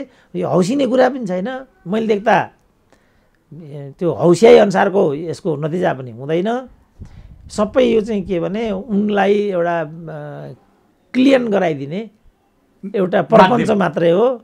मैले देख्दा यसले चाहिँ यसले सार्थक नतिजा ल्याउँछ भन्ने अहिलेसम्मको अब आओस् कामना छ, आउन पनि सक्छ, त्यो कुरा म ग्यारेन्टी गर्दिनँ। तर विगत कस्तो छ भने यस्ता खालका भ्रष्टहरूले कुनै पनि को कारबाही बिहोर्नु पर्दैन। अब नि डाक्टर साहब, यो त डाक्टर साहबले क्लियर पारिदिनु भयो। अर्को एउटा महत्त्वपूर्ण विषय डाक्टर साहबसँग नै जोडिन्छ, मेलम्चीको प्रकरणमा वीणा मगरको मन्त्रालयमाथि डाक्टर साहबले निरन्तर प्रश्न पनि उठाउनु भएको छ, बोल्नु भएको छ।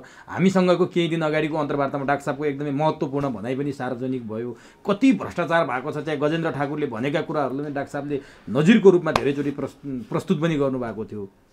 अब वीणा मगरले आज सामाजिक सञ्जाल मार्फत के चुनौती दिएछन् भने 1 रुपियाँ पनि भ्रष्टाचार भएको प्रमाण देखाउनुहोस्, राजीनामा दिन तयार छु भनेर भनिन्।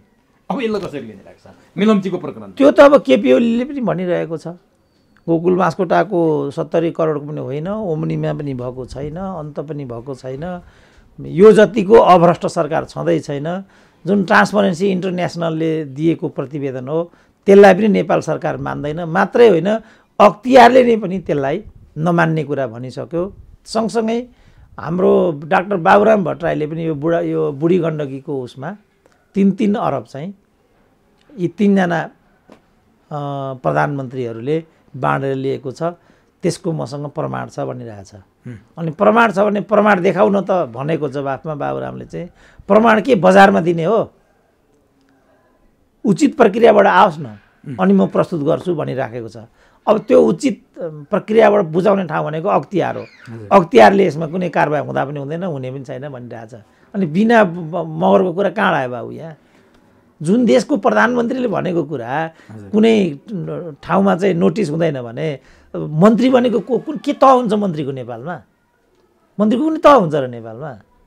हाम्रो पार्टीको प्रवक्ता नारायण काजी श्रेष्ठले 6 महिना मैले प्रधानमन्त्रीसँग पार्टीको अध्यक्षसँग भेट्न पाएको छैन भनेका छन्। जुन देशमा पार्टीको प्रवक्ताको यो हैसियत हुन्छ अनि मन्त्रीको के हैसियत हुन्छ यहाँ? तर उनीमाथि बारम्बार उनीमाथि कुरा आइसकेपछि उनले प्रष्टीकरण चाहिँ दिन आज सामाजिक सञ्जालमा। अनि त्यसो भने त्यो ठाकुर के ठाकुर अरे? गजेन्द्र ठाकुरसँग सवाल जवाब हामीलाई के सुनाउनु पर्यो? त्यसो भने गजेन्द्र ठाकुरले के भने हो? त्यो काल्पनिक हो त्यो कि मन्त्रीको चाहिँ स्ट्याटस हुन्छ, सचिवको चाहिँ हुँदैन? नेपालमा स्ट्याटस भनेको चाहिँ नेताहरूको मात्रै हुन्छ। प्रधानमन्त्रीको बोलीको कुरा अघि मैले गरेँ। त्यसो भने सचिवले त्यसो भने त्यो कारबाही गर्नुपर्छ, सचिवले त्यस्तो किन? जस्तो बाबुरामले त्यो भने कि त्यो कुरा चाहिँ पुष्टि हुनु पऱ्यो, होइन भने बाबुरामले त्यो अनर गर्ल भनेकोमा कारबाही हुनु पऱ्यो नि त। किनभने एकचोटि मात्रै होइन, बाबुरामले यो गोर्खामा बोले, तराईमा गएर फेरि बोले त्यही कुरा, बोलेको बोलिन्छ। त्यो त बोलिरहेछन्। जुन यो गुरिल्लाको पैसा छैन 20 अरब क्यान्टोनमेन्टको 20 अरब प्रचण्डले एकलौटी गरेको हुनाले मैले पार्टी छोडेको भने किन के हावा हो त यो पनि। त्यस कारणले कसले के भन्ने कुरा छोडिदिनु बाबु। अघि मैले भनिहालेँ यो वेस्टमिनिस्टर सिस्टम भनेको चाहिँ आचार विचारमा चल्ने सिस्टम हो। यसमा चाहिँ शिष्टता चाहिन्छ, यसमा नम्रता चाहिन्छ, यसमा विनयशीलता चाहिन्छ र ती कुरालाई चाहिँ सरकारवाला पक्षले चाहिँ जवाफदेहीपूर्ण तरिकाले लिदिनुपर्ने हुन्छ। अब कोही लिँदैन भने एउटा टिचर भनौँ, एउटा बौद्धिक, एउटा मिडिया, एउटा आचार संहिता अनुसार चल्नुपर्ने, जे निर्दिष्ट आचार संहिताहरू छन् त्यो अनुसार गर्नुपर्ने। अनि त्यो अनुसार गरिदिएन भने अब के उपाय छ त? जापानमा एउटा उखान रहेछ क्या, 4-5 वटालाई चाहिँ त्यहाँ भगवान्का दूत मान्दार छन्। नगरपालिकाको मेयर, शिक्षक, प्रहरी, न्यायाधीश, यो 4लाई चाहिँ त्यहाँ देवदूत मान्छ अरे जापानको सोसाइटीले। अब यो देवदूतले नै अनि राक्षसको जस्तो भूमिका खेलिदियो भने के उपाय छ ल भनिदिउँ त? शिक्षकले नै देवदूतको सट्टा राक्षसको भूमिका खेलिदियो, प्रहरीले नै राक्षसको भूमिका खेलिदियो, नगरपिताले नै यहाँ भन्यो न हाम्रो नगरपालिकाको मेयरले बाहिरबाट सकेन, मैले चुनावमा बोलेको कुरा गर्न सकेन भने ती त यो भर्खर भने सुरुमा यो कोभिडको बेला उनले के भन्यो भने डेरामा बसेका मान्छेहरूको जिम्मेवारी हाम्रो होइन, अनि सबभन्दा गरिब डेरामा बस्छ, त्यही डेरामा बसेको मान्छेको जिम्मेवारी उसको होइन भनेपछि के चाहिँ जिम्मेवारी? कम्युनिस्टका अरे आफू चाहिँ। भनेपछि कम्युनिस्ट भने त डेरामा बस्ने, त्यो को डेरामा बस्छ भन्दा जसको घर छैन। कसको घर छैन भन्दा जो आर्थिक रूपले कमजोर छ त्यसैको न घर हुँदैन। कम्युनिस्ट हुनुपर्ने, त्यो त कम्युनिस्ट हुनुपर्ने। यो हिसाबले त तिनलाई हेर्नुभयो भने ठिक छ, अप्ठ्यारोमा परेका दुःखमा परेकाहरूको लागि नगरपालिका छ। तपाईँहरूलाई साह्रो गाह्रो पऱ्यो भने केजरीवालले भनेको छ नि, मेरो नम्बर यो हो, मेरो सहायकको नम्बर यो हो, तपाईँहरू यहाँ फोन गर्नुहोस्, यहाँ भएन भने मेरो डाइरेक्ट मलाई आउनै पर्दैन, तपाईँ मैले त्यसको जवाब दिनँ भने त्यो मेरो एन्सरिङ मिसिन छ, त्यसमा तपाईँले आफ्नो जुन निवेदन हो, आफ्नो जुन कम्प्लेन हो त्यो त्यहाँ तपाईँ दर्ज गराउनुहोस्। तपाईँले यहाँ आउनै पर्दैन, तपाईँको तपाईँ ठ्याक्कै बेलुका तपाईँको गेटमा सेवा आइपुग्छ भनेको छ। च्यालेन्जको साथ भनेको छ नि त केजरीवालले, कुनै कम्युनिस्ट होइनन् नि। त्यस कारणले त्यो किन त भन्दा जवाफदेही जुन भारतको सिस्टम पनि वेस्टमिनिस्टर सिस्टम हो। यो वेस्टमिनिस्टर सिस्टम भनेको चाहिँ जवाफदेहितामा चल्छ। हामी कहाँ भएन त्यो? हामीले सिस्टम वेस्टमिनिस्टर गऱ्यौँ, आचरण इस्ट मिनिस्टरियल भयो। जुन पूर्वीय भन्ने बित्तिकै पाखण्ड, ठगी, जति ढाँटे पनि हुने, मान्छेको खाएपछि तिर्नु नपर्ने, जस्तो 10 दुनियाँ गरेर लिने, अनि तिर्नु पर्ने बेला नि भाग्ने। अनि यहाँ सोसियल मिडियामा देखिन्छ नि, अब त्यो दिने बेलामा बिरालो, लिने बेला बिरालो, दिने बेला बाघ भइदिने। अनि के ठान्नु भएको छ तपाईँलाई? तपाईँ तिर्दैन भने ठान्नु भएको छ? के ठान्नु? अब ल हेर त, त्यही बिल्ली त यहाँ त बाघ भइसक्यो। त्यो इस्टर्नहरूको चाहिँ कल्चर यो हो। किनभने मैले त हजुरले जे भए पनि मलाई साह्रो पर्दा, दुःख पर्दा तपाईँसँग पनि थियो कि थिएन कि, यसरी मलाई मद्दत गर्नुभयो, मलाई 5 दिन पर्खिदिनुहोस् न है, म जसरी पनि तपाईँको त्यो व्यवस्था गर्छु, यो हो नि भन्नुपर्ने। भन्छन् तरकारी खानेहरू कहिले पनि भन्दैनन् नि, माग्ने जस्तो म्याउ म्याउ, त्यो कहिले हुन्छ के हुन्छ त? यो पूर्वीय मान्छेको आचरण यस्तो छ र यही शैली सरकारमा बस्नेमा, चुनावमा यिनीहरूले के भन्थे त? हिजो हामीलाई चाहिँ 2/3 दिनुभयो भने, हामीलाई सुविधाको बहुमत दिनुभयो भने हामी स्थिर सरकार दिन्छौँ, सुशासन दिन्छौँ, समृद्धि दिन्छौँ। यसको अभावमा नै हामीले यो सब कुरा दिन नसके, यही भने होइन त? अब अहिले त्यसको आचरण अब बिस्तारै यिनले के भन्छन् भने, अब अहिलेसम्म कोभिडले गर्दा भन्नेवाला थिए, अब काङ्ग्रेसले गर्दा भनौँ भने काङ्ग्रेस आफै मरेको बिल्ली भएको छ। अब सरकार भन्दा पनि त्यहाँ प्रतिपक्षको भूमिका काङ्ग्रेस भन्दा पनि नेकपाकै सांसदहरूले बरु खेलेका छन्। अब प्रतिपक्षको कुनै पनि विरोधको गन्ती नै सामना गर्नुपर्ने अवस्था त्यहाँ आएन। त्यसपछि उनीहरूले कोभिडलाई भनौँला भनेर तत्पर थिए। अब कोभिड पनि जैसे कि तैसे, अब उनीहरूलाई अहिले चाहिँ पार्टीभित्रकै आन्तरिक त्यो असहयोगले गर्दाखेरि काम गर्न सकिएन। त्यस कारण फेरि एकपल्ट हामीलाई भन्नेमा विषय गयो। त यो त एको लज्जा त्याज्यम सर्वत्र विजयी भवेतम। मान्छे अब नि डाक्टर साहब यो भनिरहँदाखेरि त्यही सत्तारूढ दलभित्र अर्को एउटा पखेटा पनि आइपुगेको छ। त्यो वास्तविकता के हो केही विषयमा त मैले डाक्टर साहबसँग अस्ति पनि कुरा गरेको थिएँ। सत्तारूढ दल नेकपाका प्रवक्तामाथि एउटा लालछना लागेको छ। सामाजिक सञ्जालमा उनका विगतका कुरादेखि लिएर सादगी नेता भनिएका साझा बसमा चढ्ने, टेम्पोमा चढ्ने, दसैँ भत्ता नलिने, चैतदेखिको भत्ता नलिने एउटा करोडौँको डिलमा उनी जोडिन पुगे। त्यहाँ उनले त्यो करोड लिएको पनि अथवा लेनदेन गरेको केही पनि देखिँदैन, तर अर्काको लागि डिल गरेको देखिएको छ। यो विषय एकदमै अहिले सामाजिक सञ्जालमा तीव्र गतिमा फैलिएको छ। डाक्टर साहबले कसरी लिनुभएको छ? अस्ति पनि हामीले केही कुरा गऱ्यौँ, तर थोरै मात्रै थियो त्यति बेला। अहिले त बालुवाटार अगाडि उनको राजीनामा माग्दै प्रदर्शन पनि भएको छ। उनीसँग जोडिएका एकजना सुसन कर्मचारीले प्रधानमन्त्रीलाई भेट्न गइसकिन्। यो के हो डाक्टर साहब, कसरी लिनुभएको छ यसलाई? अब यो सुसन मास्के प्रधानमन्त्रीलाई भेट्न गइसकिन् भनेबाट के बुझियो भने उनको चाहिँ ठुलो पहुँच छ भन्ने बुझियो। नभए नारायण काजीको पनि स्वकीय सचिवले रातोरात प्रधानमन्त्रीलाई भेट्न पाउने भनेको यो आफैमा आश्चर्यको घटना भएन। त्यस कारणले मैले भने नि यो इस्टर्न ग्लोबका मानिसहरू पाखण्ड हुन्छन् क्या। यी यस्तै साझा बस्न चढ्ने भन्छन्, दसैँ भत्ता नलिने भन्छन्, चैतदेखिको भत्तै नखाने भन्छन्। अनि हारेर प्रतिनिधि सभामा हारेर आएको वर्ष दिन बितेको छैन, राष्ट्रिय सभामा पुगिरहेका हुन्छन्। अनि उल्टो नैतिकता र आदर्शको कुरा गरिराखेका हुन्छन्। यो चाहिँ हाम्रो जुन यो दिस पार्ट अफ द वर्ल्डको जुन मानसिकता हो त्यो मानसिकताको उपज भन्ने एक त्यो लाग्छ मलाई। नम्बर 3 मा चाहिँ जुन अडियो भिडियो आइराखेको छ त्यो अडियो भिडियोमा नारायण काजीको कुनै पनि किसिमको संलग्नता भन्ने पुष्टि हुँदैन। त्यसमा चाहिँ सुसन मास्के अनि कमान सिंहको श्रीमती अनि यो कमान सिंह आफैको केही आर्थिक कारोबार चाहिँ पार्टीको प्रमुखको हैसियतले नारायण काजीकोमा पुगेको यति मात्रै त्यो भिडियोबाट चाहिँ प्रष्ट हुन्छ। अब पछिल्लो पटक फेरि कमान सिंहको वाइफको जुन स्टेटमेन्ट आयो, सुसनको हस्बेन्डको पनि अहिले स्टेटमेन्ट आइसकेको छ। सबैको एक महत्त्वमा प्रतिक्रिया के छ भने नारायण काजीलाई जोड्नु चाहिँ प्रपञ्च मात्रै हो। अब उपलब्ध स्रोतको आधारमा चाहिँ यहाँभन्दा बढी भन्न सक्ने स्थिति छैन। तर नेपाली नेताहरू चाहिँ भरलाग्दा नभएका, विश्वासिला नभएका, स्वयं नारायण काजीको पनि अनेक किसिमको विवादास्पद छवि हिजो रहिआएको अनि पाखण्डपूर्ण कुराहरू भनी हिँडेको हुनाले त्यो शङ्काको लाभ यो सोसियल मिडिया प्रयोगकर्ताहरूले लिन पुगे जस्तो म देख्छु। अब विगतका सुसनसँगका विदेशमा घुमेका काका फोटाहरू, डिनरका फोटाहरू राखिदिएर अर्कै ढङ्गले गलत ढङ्गले व्याख्या गरिदिन थाले कि। अब त्यो चाहिँ अब अरू अन्य पक्षको भनाइ सुन्दा चाहिँ फेरि ती सबै फोटाहरू चाहिँ सुसनकै फेसबुक वालबाट निकालिएको अरे र ती फोटाहरूलाई चाहिँ आवश्यकता अनुसार कटिङ गरेको चाहिँ मैले पनि देखेँ। फोटोसपबाट कटिङ गरेर जुन जुन पोर्सन देखाउनु पर्ने हो त्यो पोर्सनहरू मात्रै पोस्टिङ गरेको यस्तो पनि देखियो। यसबाट के देखियो भने प्रष्टतः चाहिँ नारायण काजीको चरित्र हत्या गर्ने दुराशयबाट यो उत्प्रेरित छ।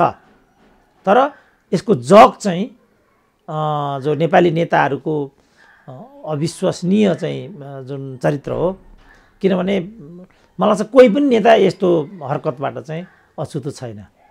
तर नारायण काजीको एउटा कुरा नि डाक्टर साहबले अघि त्यहाँ केही प्रमाण छैन मिलाएको परिवार राखेर भन्नुभयो नि। अब नारायण काजी आफै सादगी रूपमा प्रस्तुत भइरहेका मिडियामा त्यो त हामीले देखेकै हो। अब नारायण काजी सादगी रूपमा प्रस्तुत हुने, उनको चाहिने स्वकीय सचिवले करोडौँको डिल गर्ने, 2 करोड 50 लाखको त उनको सेयरको कुरा आयो भने त्यसको स्रोत के हो?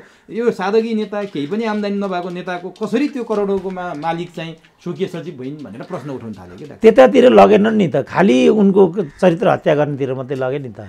अर्काका श्रीमतीहरू, विवाहिता महिलाहरूलाई नाङ्गो रूपमा चाहिँ प्रस्तुत गरेर अर्काको श्रीमानसँग जोड्नु, हाम्रो पनि त धर्म हुँदैन होला नि त। तर अब यो प्रविधिको यो विकासमा त डरलाग्दो अवस्था आयो, कोहीसँग रिस उठ्यो भन्दैमा, कोहीसँग चाहिँ नि ठासठुस पर्यो भन्दैमा यसरी सक्ने प्रवृत्ति आउने हो भने त भोलि धेरै मान्छेले यसले प्रहार गर्ने पनि राख्छ। यो चिन्ताजनक कुरो भएन? होइन, यो त मैले पहिलेदेखि भनेको नि, प्रधानमन्त्री र राष्ट्रपतिलाई पनि दुलहा दुलही बनाएर अँगालो हालेर मोटरसाइकलको पछाडि चाहिँ झुन्ड्याएर तपाईँले सोसियल मिडिया त देखि नै रहनु भएको छ। कति आपत्तिजनक कुरा थियो त यो। त्यसकारण नेपालको राजनीतिमा यी कुरा जस्तो भनौँ न, अब सम्पत्तिको स्रोतको इत्यादि, अब प्रचण्डै म डेरामा बस्छु भन्छन्, ठुला नेताको कुरा गरौँ न। अब केपी ओलीसँग पनि केही सम्पत्ति छैन होला, अरू नेताहरू कोहीसँग पनि होइन, कमल थापासँग पनि केही सम्पत्ति छैन होला। त मैले भने नि, यो वेस्ट मिनिस्टरले सिस्टम भनेको चाहिँ पारदर्शिता र नैतिकतामा चल्ने सिस्टम हो। तपाईँले नैतिकता मान्नुहुन्न भन्ने केही पनि उपाय छैन। जस्तो अहिले आम मान्छेको बुझाइ के छ भने एसियाको सबभन्दा धनी नेता भनेको चाहिँ प्रचण्ड हो। प्रचण्ड के भन्छन्, मसँग डेरा छ, मसँग घरै छैन, मसँग त तीन बिघा जग्गा पनि छैन। पाखण्ड भने यही हो। अब पाखण्ड भनेको यही हो एक प्रकारले। किनभने अब यसको के दबाई छ? अब मूल नेता नै त्यस्तो भएपछि नारायण काजीले कस्तो हुनुपर्ने त? समस्या चाहिँ यहाँ हो। तर हिजो एउटा अन्तर्वार्तामा नेकपाकै वरिष्ठ नेता माधव कुमार नेपालले प्रष्ट रूपमा भने कि यो केपी ओलीको षड्यन्त्रमा परे हुन् नारायण काजी। नारायण काजीले केपी ओलीको विरोध गर्न थालेपछि यो षड्यन्त्र रचिएको हो, यसको केपी ओलीले नै षड्यन्त्र गरे हुन् भनेर प्रष्ट बोले। अब मैले अघि पनि भने बाबुरामले चाहिँ तीनको जुन कुरा लिएर आए, कसलाई लगायत शेरबहादुर, यस तिनजना, माधव नेपाल त धन्न यसमा बचेछन् होइन। त त्यत्रो तहको मान्छेले बोलेको कुरा पनि हिसाबमा आएन नि, आयो। अब माधव नेपाल पनि त्यो बा सो सरहको तहका नै हुन्, तर पढाइ इत्यादिको दृष्टिकोणले बाबुरामलाई अझ माथिको मान्ने नेपाली समाजको मनोविज्ञान छ। अब भने नि प्रचण्डले चाहिँ म सर्वहारा हुँ, डेरामा बस्छु भन्छन्। अब विद्या भण्डारीको भूमिका पनि जगजाहेरै छ। मैले भनिहालेँ नि बाबु, यो वेस्ट मिनिस्टरले सिस्टम भनेको चाहिँ यो सदाचारमा चल्ने सिस्टम हो, यो नैतिकतामा चल्ने सिस्टम हो। सदाचार नैतिकतामा नचल्ने हो भने केही तपाईँ उपाय छैन, कुनै उपाय नै छैन। तर नेकपाभित्र काउन्टर पार्टमा खेलिन थाल्यो। हिजो 70 करोडको गोकुल बास्कोटालाई प्रचण्ड नेपाल समूहले फसाउन खोजेका थिए, आज नारायण काजीलाई केपी समूहले फसाउन खोज्यो भनेर त त्यहीका नेताहरूले ईश्वर पोखरेलको त्यो ट्विट ती हेर्दाखेरि त त्यहाँ आन्तरिक झगडा यस्तामा गए अब भन्ने देखिन थाल्यो। यो त तल्लो स्तरको झगडा भएन? त्यो त मैले पहिल्यै भनिसकेको छु, यो त चाहिँ कुकुर झगडा भनेको छु नि त। अब मलाई नै फेरि भाइरल बनाइदिने होला, मैले यो झगडाको नामलाई कुकुर झगडा भनेको छु। व्यक्तिगत तहमा समेत ओर्ले यसरी निजी जीवनमा समेत आइसक्यो। कुकुर झगडा भनेको त त्योभन्दा नि तल गयो नि त। कुकुरहरू सडकमा कसरी झगडा गर्छन् त एउटा फ्याँकेको हड्डीलाई लिएर? कति तल, जस्तो माधव कुमार नेपालकै जुन अन्तर्वार्ता आयो त्यहाँ त सैद्धान्तिक र राजनीतिक विषय भन्ने त छँदै छैन। खालि त्यो स्तरको अन्तर्वार्ता सायद कसैले कल्पना पनि गरेका थिएनन्। अब खालि चाहिँ शङ्कर पोखरेल हुनुपर्ने कि युवराज गेवाली हुनुपर्ने, अष्टलक्ष्मी कि हुनुपर्ने कि डोरमणि हुनुपर्ने, यो त मैले उठाएर मैले भनि नै आएको थिएँ नि। वरियतालाई जोड दिनुपर्छ, योगिताक्रमलाई जोड दिनुपर्छ। आज अष्टलक्ष्मी साक्यले उहाँले एउटा कुरा त उठाउन बिर्सिनु भयो, अझ मोहनचन्द्र अधिकारीलाई चाहिँ उहाँले नि कहिले किन प्रमोट गर्नु भएन? त्यसो भने नरेश खरेलहरू कहिले किन प्रमोटेड भएन? सिपी मैनाली र राधाकृष्ण मैनालीलाई त उहाँले सम्झिनु भयो है, उहाँहरू पनि नेता हो भनेर भन्नुभयो। उहाँहरू के नेता होइन भनेर उहाँले यो चाहिँ सम्झिनु भएको थियो। त उहाँकै कारणले त त्यहाँबाट बहिर्गमन गर्नुभयो नि त। माधव कुमार नेपालकै कारणले अवसान भएको होइन त आर्केको? माधव कुमार नेपालहरूकै कारणले त्यहाँबाट बहिर्गमन गर्नु परेको होइन? सिपी यो त गोईको आँसु भएन यो हो। यी कुराहरू हाम्रो लेभलको मान्छेले भन्न सुहाउँछ। यो के गरेको यसरी ठुला नेताहरू, त्यागी नेताहरू किन यसरी होइन?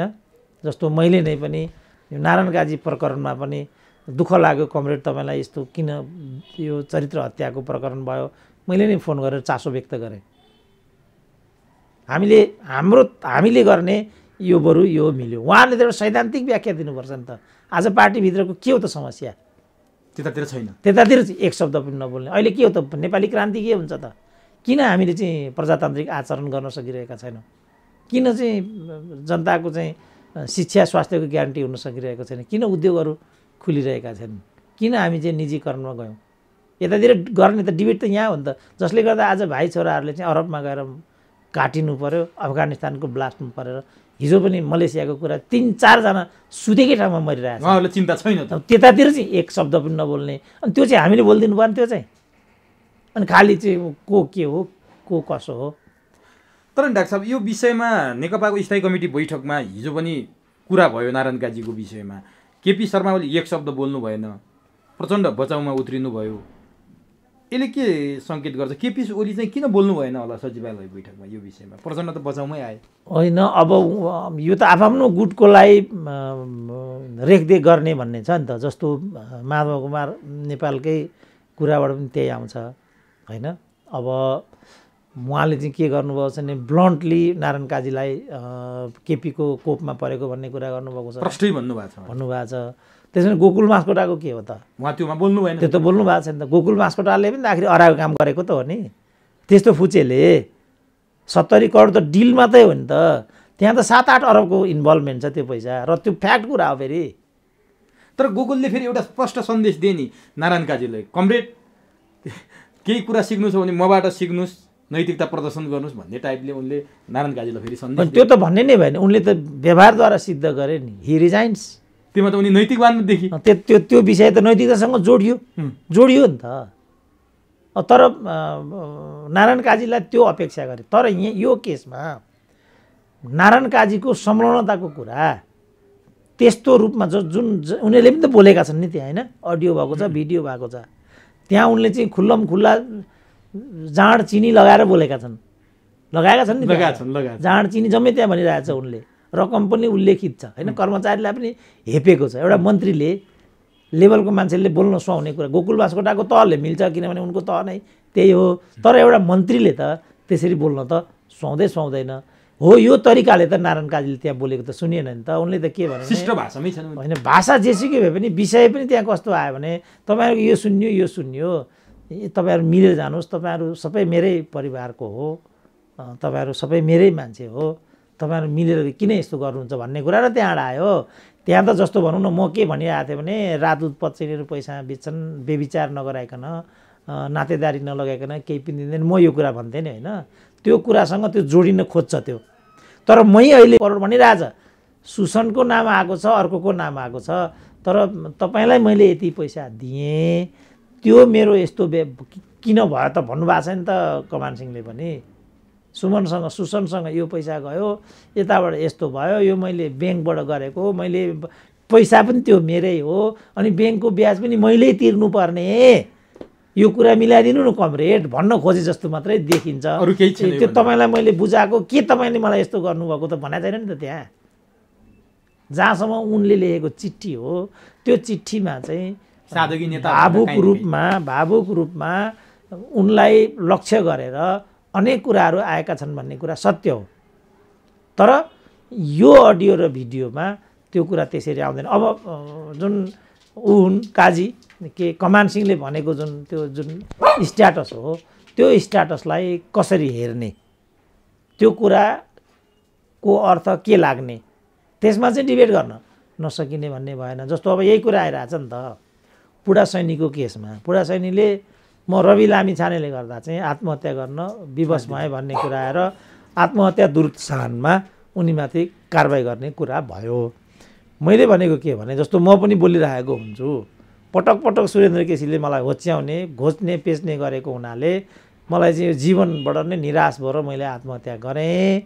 मलाई आत्महत्याको तहमा पुग्न बाध्य गराउने चाहिँ सुरेन्द्र केसी हो भनेर कसैले सुसाइड नोट लेखेर गयो भने मलाई कस्तो कारबाही हुन्छ त? अब नेपाली समाज एकदमै भ्रष्टीकरणको दिशातर्फ गएको, चरित्र हत्याको व्यक्तिगत कुराहरू मिडियालाई व्यक्तिगत स्वार्थको लागि प्रयोग गर्ने। मिडिया भनेको निजी चिज हो, घरबारी हो मिडिया भनेको, घरको बरन्डाबाट कुर्ले जस्तो हो मिडिया भने। तर हामीले त्यो रूपमा यसलाई प्रयोग गऱ्यौँ। र अहिले यहाँ नारायण काजीको प्रकरण पनि, किनभने यिनीहरूले यसो गरिकन हिजो महरालाई चाहिँ कहाँ पुर्याइदियो महरालाई। अब अदालतले नै क्लियर चिट दियो कि उनी इन्नोसेन्ट छन्। उनी इन्नोसेन्ट हुन् भनेदेखि उनीमाथि जुन अपूरणीय क्षति भयो, त्यो क्षतिको पूर्ति चाहिँ कसरी गर्ने त? अब त त्यसरी नै एकपछि अर्को नेतालाई सिद्ध्याउँदै जाने हो भने नेता भन्ने चिज रहन्छ त भोलि? यहाँ हामीलाई अहिले चिन्ता यहाँ भयो क्या, यो पनि यस्तै भयो। तर डाक्टर साहब, एउटा पार्टीभित्रको गुटगत झगडामा यस्तो व्यक्तिगत र एउटा सिद्ध्याउने खुइलाउने तरिका आयो भने त त्यो पार्टीको हालत के होला? भोलि अर्को पार्टीमा त्यही सर्ला सारा यस्तो भयो भने त हाम्रो समाज अराजकतातर्फ गएन? गइ नै सक्यो। त ठुलो नेताले हस्तक्षेप गर्नु पर्यो नि त। ठुलो नेताले नि बकाइदा फल्नुले सिद्धाउन थाल्यो भनेर अन्तर्वार्तामा बोलिदिन थालेपछि हो त्यसो भने के हो त? यो त्यसो तुरुन्त आपतकालीन बैठक राख्नु पर्यो। यो के हो, किन हो भन्ने कुरा गर्नुपर्नेमा किन उहाँहरूको आँखा अन्तैतिर छ। उहाँहरूलाई कुर्सी चाहिएको छ, उहाँहरूको पदलाई लिएर यो सब झगडा भइराखेको छ। यो चाहिँ नारायण गाजीको चरित्र के होला, त्यसपछि भोलि मेरो के होला, किनभने हिजो कृष्णबहादुर महराको के भयो भन्ने कुराले उहाँहरूलाई सताएकै छैन। उहाँहरूलाई त खालि म कुर्सी पाउँछु कि पाउँदैन, मेरो बुहारी मन्त्री हुन्छ कि हुन्न, मेरो स्वास्नी राष्ट्रपति हुन्छ कि, यही होइन विषय। त्यो कुरा त मान्दैनन् नि उनीहरू। तर यही हो नि त सत्य कुरा त। जब सत्य कसैले मान्दैन भने यो सिस्टमको नै चाहिँ प्रासङ्गिकता अन्त्य हुन्छ क्या। यो सिस्टम भनेको त मैले भने नि पारदर्शितामा चल्ने सिस्टम हो नि त यो त। हो, यही पारदर्शिताको कुरा गर्दाखेरि नि डाक्टर साहब, अब नेकपाभित्रको अर्को एउटा महत्त्वपूर्ण विषय मैले तपाईँसँग जोड्न मन लाग्यो। जस्तो केही दिन अगाडि भारतीय एकजना नेता, भारतीय जनता पार्टीका विदेश विभाग प्रमुख विजय चौथाई अलग भन्ने नेपाल आएका थिए। उनले प्रधानमन्त्री केपी ओलीसँग भेटघाट गरे, विष्णु पौडेलसँग भेटघाट गरे, काङ्ग्रेसका सभापति देउबासँग नि भेटघाट गरे। यही विषयलाई ल्याएर भीम रावलले चर्को आक्रोश पोखे कि त्यो भेटघाटमा प्रचण्डलाई किन बोलाइएन, विदेश विभाग प्रमुख रहेका माधव नेपाललाई किन खबर गरिएन, किन प्रचण्डसँग भेटघाट नगरेर चाहिँ सल्लाह नगरेर केपी ओलीले एक्लै भेटे भनेर भीम रावलले आक्रोश व्यक्त गरेका छन्। यसलाई कसरी लिनुभएको छ? आक्रोश पोखेर हुन्छ भीम रावलले? आक्रोश त हामीले पो पोख्न सक्छौँ त। भीम रावल त नीति निर्णयको ठाउँमा छन् नि त। तर केपी ओलीले अर्को अध्यक्षले बोलाउनु पर्थेन, विदेश विभाग प्रमुख माधव नेपालले बोलाउनु पर्थेन? पर्थ्यो भने चाहिँ पार्टी किन मौन छ त भनेको। हिजो चाहिँ रहको चिफको हकमा पनि रहको चिफलाई भेट्न दौडधुप गर्नेहरूले अहिले प्रधानमन्त्री रहको चिफलाई भेट्दाखेरि रोइलो गरे भनिरहेछ नि त। किन यसलाई लिएर उहाँहरूले चाहिँ आपत्ति जनाउनु भएन त? मैले भनिहालेँ नि, एको लज्जा त्याज्यम सर्वत्र विजयी भवेतम। यो पारदर्शितामा चल्ने सिस्टम हो। पारदर्शिता यहाँ पनि आकर्षित भयो। जो भारतीय विदेश प्रमुख यहाँ आएका थिए, ऊ किन आएका थिए, के एजेन्डा लिएर आए, के गरेर गए भन्ने कुरामा नेपाली जनतालाई केही थाहा छ त?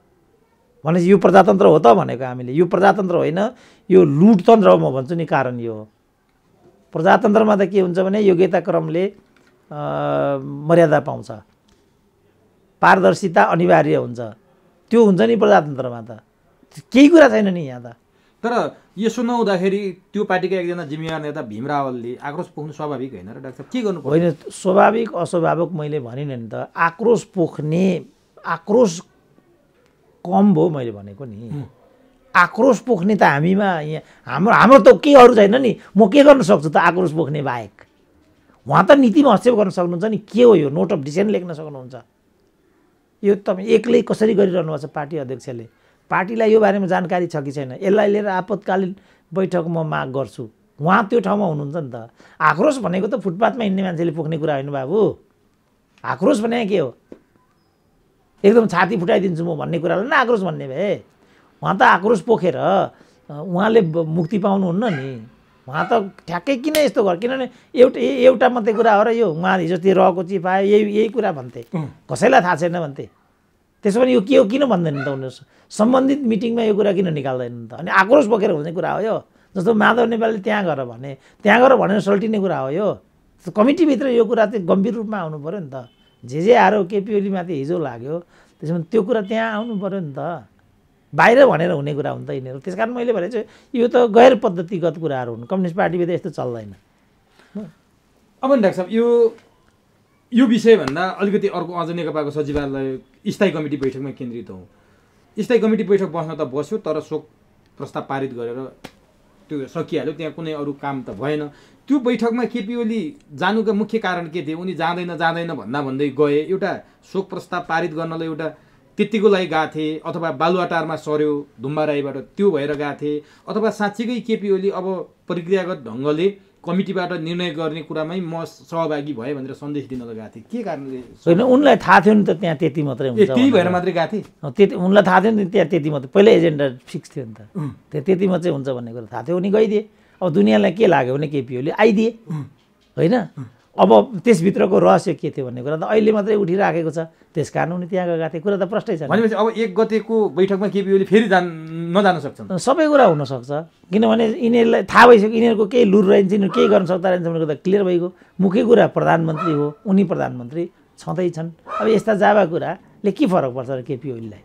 मैले भनिहालेँ नि, गैँडाको छाला। यो सिस्टम भनेको चाहिँ संवेदनशीलतामा चल्ने सिस्टम हो। यसमा संवेदनशीलताको अन्त्य भएपछि अन्धकार हुन्छ, केही पनि देखिँदैन। भनेपछि केपी ओली कसैले सोचे जस्तो बाध्य भएर पनि गएनन्, केही पनि होइन, एजेन्डा फिक्स थियो। त्यतिको लागि शोकसभाको लागि मात्र हाउसमा पनि त सांसद मर्यो भने त्यो त्यति मात्रै भएर हाउस चाहिँ स्थगन हुने चलन छ नि त यहाँ। त्यहाँ पनि चाहिँ पार्टी केन्द्रीय कमिटीको नेता दिवंगत भइसकेपछि शोक प्रस्ताव पास गर्ने हो, बैठक स्थगन गर्ने हो। तर अब बैठक बोलाइएको थियो धुम्बा राई, एकाएक फेरि बालुवाटार सार्न यिनीहरू बाध्य भए कि केपी ओलीकै कारण सार्न बाध्य भयो नि? होइन, अब त्यो जुनसुकै कारणले होस्, त्यो एउटा सनातन जस्तो भइसक्यो। महत्त्वपूर्ण कुरा चाहिँ के भने पहिल्यै यिनीहरूले निर्णय गर्नुपर्ने हो कि बैठक चाहिँ एप्रोप्रिएट ठाउँमा आयोजित गर्नको लागि। उनीहरूलाई थाहा छ केपी ओली त्यहाँ जाँदैनन्। केपी ओली त्यहाँ जाँदैनन् भनेपछि केपी ओलीका कमैया हुन् र यिनीहरू? यी को हुन् त? केपी ओली बाहिरका जो नेताहरू छन् त्यहाँ, तिनीहरू चाहिँ केपी ओलीका गोठाला हुन् त यिनीहरू? तर व्यवहारबाट के देखियो भने केपी ओली जे चाहन्छन् त्यो भयो। किन यिनीहरू यति लाचार छन् भन्ने कुरा चाहिँ मैले देख्दा विचारणीय छ। अब केपी ओली कहाँ गए कहाँ गएनन् भन्ने कुरा अब पनि छलफलको विषय रहन्छ र बाँकी भनेको नि। तर डाक्टर साहब, यो पुस 1 गतेको बैठकलाई केही मान्छेहरूले अलि अनौठो तरिकाले व्याख्या पनि गरेका छन्। पुस 1 गते आफैमा पनि एउटा महत्त्वपूर्ण दिनको रूपमा मानिन्छ, जुन दिन अब लोकतन्त्रवादी प्रजातन्त्रवादीहरूको भाषामा भन्ने हो भने लोकतन्त्रको प्रजातन्त्रको चिरहरण भएको भन्छन्। राजा महेन्द्रले 2017 साल पुस 1 गते जुन कदम चाले त्यो विषयसँग जोडेर हेर्छन् के साँच्चीकै त्यो दिन केही न केही रूपमा बुझ्न सकिन्छ, अर्थपूर्ण तरिकाले हेर्न सकिन्छ नेकपाको पुस 1 गतेको बैठक? अर्थपूर्ण रूपमा चाहिँ हेर्न सकिन्छ, तर तपाईँले भने जस्तो आलोकमा होइन कि 1 गते केही होइन, नियमित दिन हो, हामी 1 गते बस्छौँ भन्ने रूपमा 1 गते राखिएको छ। तपाईँलाई महत्त्वपूर्ण अथवा के भन्ने त अर्को पक्षलाई नै लागेको हो। उनीहरूको विचारमा त 1 गते त कुनै दिनै होइन नि त, आउँछ जान्छ, सामान्य दिन, कुनै दिनै भएन नि। केपी ओली सहभागी हुने र नहुने अझै पनि त्यो ठ्याक्कै भन्न सकिने अवस्था छैन। त्यो त आफ्नो अनुकूल भयो भने सहभागी हुन्छन्, आफ्नो अनुकूल भएन भने सहभागी हुँदैनन्। हिजो माधव नेपालको कुनै सञ्चार माध्यममा आएको अन्तर्वार्ता डाक्टर साहबले पनि हेर्नु भएको छ। त्यो हेर्दाखेरि त माधव नेपालले जुन स्तरमा केपी ओलीमाथि आरोप लगाए पार्टी एक रहने अवस्था त देखिएन। माधव नेपालले लगाएको आरोप के केपी ओलीले स्वीकार्ला नि त डाक्टर साहब? होइन, यो त आरोप प्रत्यारोप त अब नयाँ रहेन नि त। योभन्दा गम्भीर आरोप त केपीले प्रचण्डमाथि लगाएको छ, प्रचण्डले केपीमाथि लगाएको छ। माधव नेपालले यो विषय त्यहाँ स्वतन्त्र प्रस्तुत गर्न नपाएको हुनाले यो फोरम प्रयोग गरेका छन् र उनले पनि त्यहाँ आरोप दर्ज गराएका छन्। अब आरोप प्रत्यारोपको के अर्थ रहेर यहाँ? यदि अर्थ रहने हो भने त जे आरोपहरू चाहिँ प्रचण्डमाथि छन्, जे आरोपहरू केपी ओलीमाथि छन्, उनीहरूलाई त्यो पार्टीको नेतृत्व गरिरहन मोरल्ली मिल्छ र? तर मैले भने एको लज्जा त्याज्यम सर्वत्र विजयी भए त उहाँहरूलाई कुनै लज्जा बोधै हुँदैन, उहाँहरूलाई छुँदैन केही पनि। दिगम्बरको के दबाई हुन्छ बाबु? कोही नाङ्गा बाबा जुन अब अहिले त मङ्सिरमै यस्तो जाडो छ आज, अब यहाँ चैत लागेपछि यहाँ शिवरात्रिमा नाङ्गा बाबाहरू आउँछन्। तपाईँलाई चाहिँ अलिकति अङ्ग प्रत्यङ्ग तलमाथि होला भनेर कस्तो चिन्ता हुन्छ, तर नाङ्गा बाबाहरू त्यहाँ चाहिँ दिगम्बर भएर बसिराखेका हुन्छन्। अब हाम्रा दिदीबहिनीहरू तिनै नाङ्गा बाबालाई पनि गएर ढोगिराखेका हुन्छन् र सन्तान उत्पादनको शुभेच्छा चाहिँ अपेक्षा गर्छन्। अब यसको त के दबाई छैन नि? नाङ्गा बाबालाई त्यहाँ ढोगेर सन्तान उत्पादन हुने हो र? तर मान्छेलाई लाग्छ कि त्यहीँबाट सन्तानको उत्पादन हुन्छ। तर माधव नेपालले लगाएको आरोप सुन्दाखेरि जस्तो केपी ओलीले मेरै कारणले 2/3 निकट मत आएको, माधव नेपालले 15 वर्षमा गर्न नसकेको काम मैले गरेको भनेर केपी ओलीले पनि धेरै ठाउँ भने सुनिन्छ। त्यसलाई त उनले सिधै नकारे नि। कसको पालामा गणतन्त्र आयो? गणतन्त्रको लागि सबभन्दा बढी को लड्यो? बहुदलीय जनवादको ठेकदार त म हुँ, मदन भण्डारीसँग काम गर्ने। केपी ओली त पछाडि आएका हुन्। यिनले त प्रधानमन्त्री र बहुदलीय जनवाद प्रचण्डसँग साटे भन्नेसम्मको आरोप लाए। के साँचो हो डाक्टर साहब? बहुदलीय जनवादको हकमा चाहिँ हो, किनभने बहुदलीय जनवाद सिद्धिसक्यो। किनभने बहुदलीय जनवादको जनताको बहुदलीय जनवादको जनता र 21औं शताब्दीको जनवाद दुई पदावलीलाई मिलाएर अहिले पार्टीको लाइन भनेको चाहिँ जनताको जनवाद मात्रै छ। त्यो हिसाबले बहुदलीय जनवाद भन्ने त ड्रप भएको छ। यो काम चाहिँ केपी ओलीले नि गरेको भन्ने कुरा सत्य हो। गणतन्त्रको जहाँसम्म कुरा छ, माधव नेपाल नै हुन् जसले चाहिँ कार्तिक 22 गतेको बालुवाटारको 7 दलको बैठकमा राजतन्त्रको हकमा जनमत सङ्ग्रह मार्फत मात्र निधो गर्न नेकपा एमालेको तर्फबाट पृथक नोट अफ डिसेन्ट लेख्छु भनेर लेख्ने चाहिँ माधव नेपाल नै हुन्। गणतन्त्रको कुरा त्यो हो। यो गणतन्त्र बहुदलीय जनवाद जुनसुकै वाद भन्ने कुरा खालि एउटा पब्लिक कन्जम्सनको लागि मात्रै हो।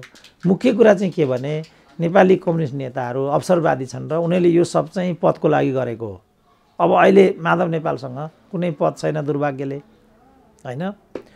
अब त्यो प्रचण्डले पनि के कारणले पनि 2.5 वर्षको प्रधानमन्त्रीत्व छोडिदिए। त्यसपछिको यो रोइलो हो, यही हो प्राविधिक रूपमा। अब यो सबको पछाडि केपी ओली खलपात्र हुन् भन्ने कुरा प्रष्टै छ। तर यो खलपात्रलाई उर्वर जमिन दिएको चाहिँ प्रचण्डले हो।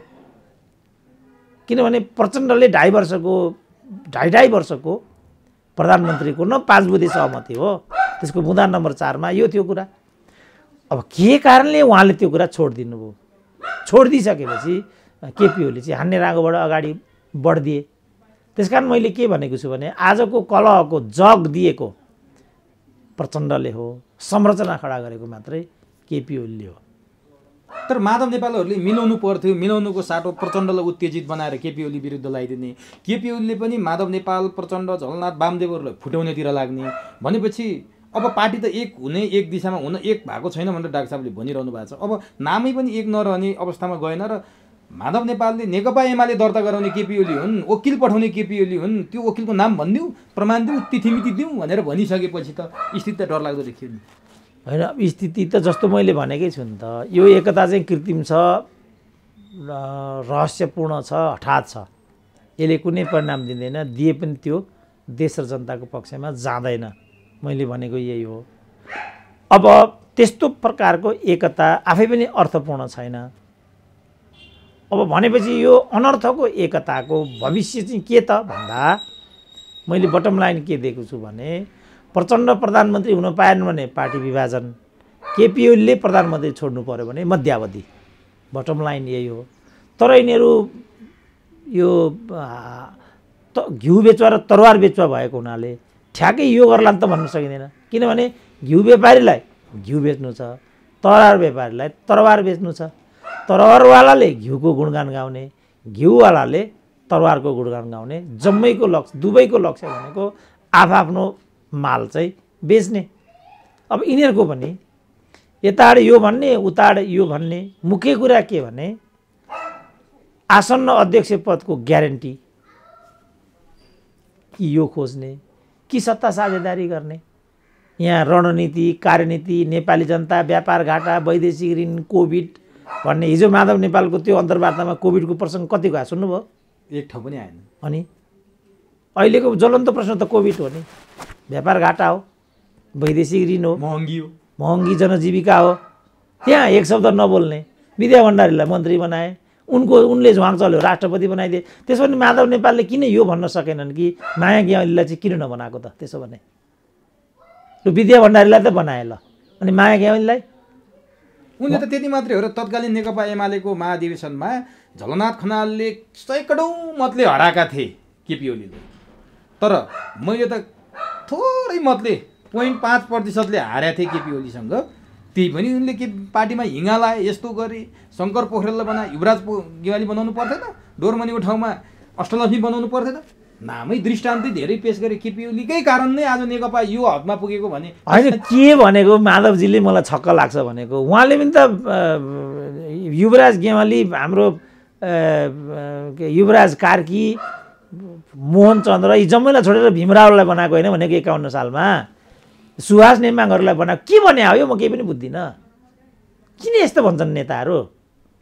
जोही उस्तै हुन् क्या। वरियता मिचिएको छ। माधव कुमार नेपालकै पालादेखि वरियता मिचिएको छ। कसैले पनि वरियतालाई उच्च प्राथमिकता दिएको छैन। गुटबन्दीलाई नै उच्च। यो हो माधव कुमार नेपाल अलिकति एक्सेसेबल लिबरल लिडर हुन्। केपी ओली जस्तो अहङ्कारी र चाहिँ छाडा होइन, त्यो कुरा पक्का हो। तर त्यस रूपमा माधव नेपाल त्यहाँ आउनु मैले लेख्दा स्वागत योग्य हुन सक्दैन। त्यहाँ उहाँले सैद्धान्तिक कुरा गर्नुपर्छ। यी कुराहरू अफ द रेकर्ड गर्नुपर्छ। यस्ता कुराहरू यस्तो त्यस्तो मैले विद्यालय बनाएँ, फलानै बनाएँ, यस्तो चाहिँ अफ द रेकर्ड भन्ने कुरा हो।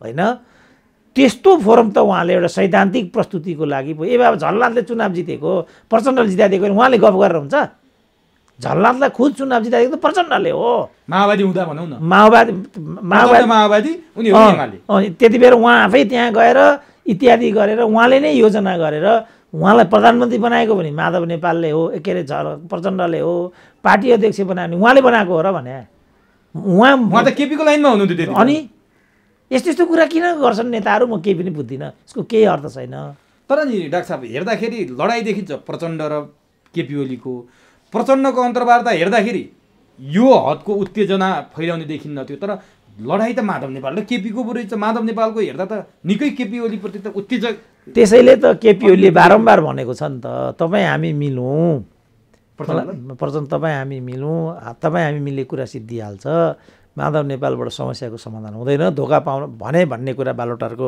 अस्ति नै आएको थियो नि त अहिले केपी ओलीको भन्नु के छ भने मैले त्यति लामो अवधि उहाँलाई चाहिँ सहयोग गरेँ साथ गरेँ उहाँको सेकेन्ड म्यान भएर काम गरेँ अब मैले एक टर्मको लागि प्रधानमन्त्री हुन्छु पार्टी अध्यक्ष हुन्छु भन्दा पनि किन माधवले मलाई यति बढी असहयोग गरेको भन्ने गुनासो उनको छ अरे भन्ने सुन्छु तर मलाई अचम्म लागेको चाहिँ के भने जुन बेला केपी ओली उपचारको लागि सिङ्गापुर जाने भएका थिए त्यो बेला चाहिँ यिनी स्वास्थ्यको कामना गर्नको लागि बालोटारमा पुग्दा केपी ओलीले मलाई तपाईँको शुभकामना पनि एकदमै तल्लो तहको एउटा व्यवहार हो नि त यो त यसबाट के बुझिन्छ भने उनीहरूले यो झगडालाई व्यक्तिगत रूपमा पनि लिइराखेका छन् र यसलाई चाहिँ पार्टीको विषय सामूहिक विषय राजनीतिक विषय सैद्धान्तिक विषय भन्दा पनि यो खालको विषयको रूपमा उनीहरूले यसलाई चाहिँ व्यवहार गरिराखेका छन् अब त्यो चाहिँ मैले लेख्दा खेदजनक छ उनीहरूले यस्तो नगरिदिनु पर्ने उनीहरूले सैद्धान्तिक विषयमा ठिकै छ नि त त्यसो भने तपाईँलाई त्यत्रो रहर छ भने अथवा तपाईँलाई त्यत्रो काम गर्न तपाईँलाई त्यत्रो म भएको आपत्ति छ भने तपाईँहरू आए भइहाल्यो नि त भन्दै उहाँलाई जबरजस्ती पार्टी अध्यक्षबाट हटाउने त कसैको लुर छैन होला तर उहाँले अब केपी ओलीले बहुमत सदस्यले के भन्छन् त्यो मान्नुपर्छ भनेर सङ्केत गरिसक्नु भएको छ बहुमत सदस्य अब उहाँहरूको सचिवालयमा बहुमत छ स्थायी कमिटीमा बहुमत छ केन्द्रीय कमिटीमा बहुमत छ त्यो मान्नुपर्छ होइन भने केपी ओली छुट्टिएर जानुपर्छ भन्ने जस्तो आशय व्यक्त गरिसकेपछि त लडाइँ त निर्णायक देखियो नि डाक्टर साहब त्यसो भने यो कुनै उच्च कुरा हो त त्यसो भने कुनै पार्टी फुट्नुपर्छ भनेर खुल्लम खुल्ला कोही मान्छे धम्क्याउँछ भने यो के नेपाली जनताको चाहना नेपालको अहिलेको चाहिँ मतादेशको भर्डिक्ट अनुकूलको कुरा हो त यो उहाँहरूले यो सब उहाँहरूलाई यो गर्ने अधिकारै छैन उहाँहरूलाई यही गर्न मन छ भने उहाँहरू चाहिँ निर्वाचनमा जानुपर्छ यही एजेन्डा लिएर जानुपर्छ यो एजेन्डा त अस्तिको निर्वाचनमा त थिएन मैले भने नि वेस्ट मिनिस्टरली सिस्टम यो वेस्ट मिनिस्टरली सिस्टम भनेको चाहिँ यस्ता खालका नर्म्सहरू जनतालाई सँगसँगै लिएर जानुपर्ने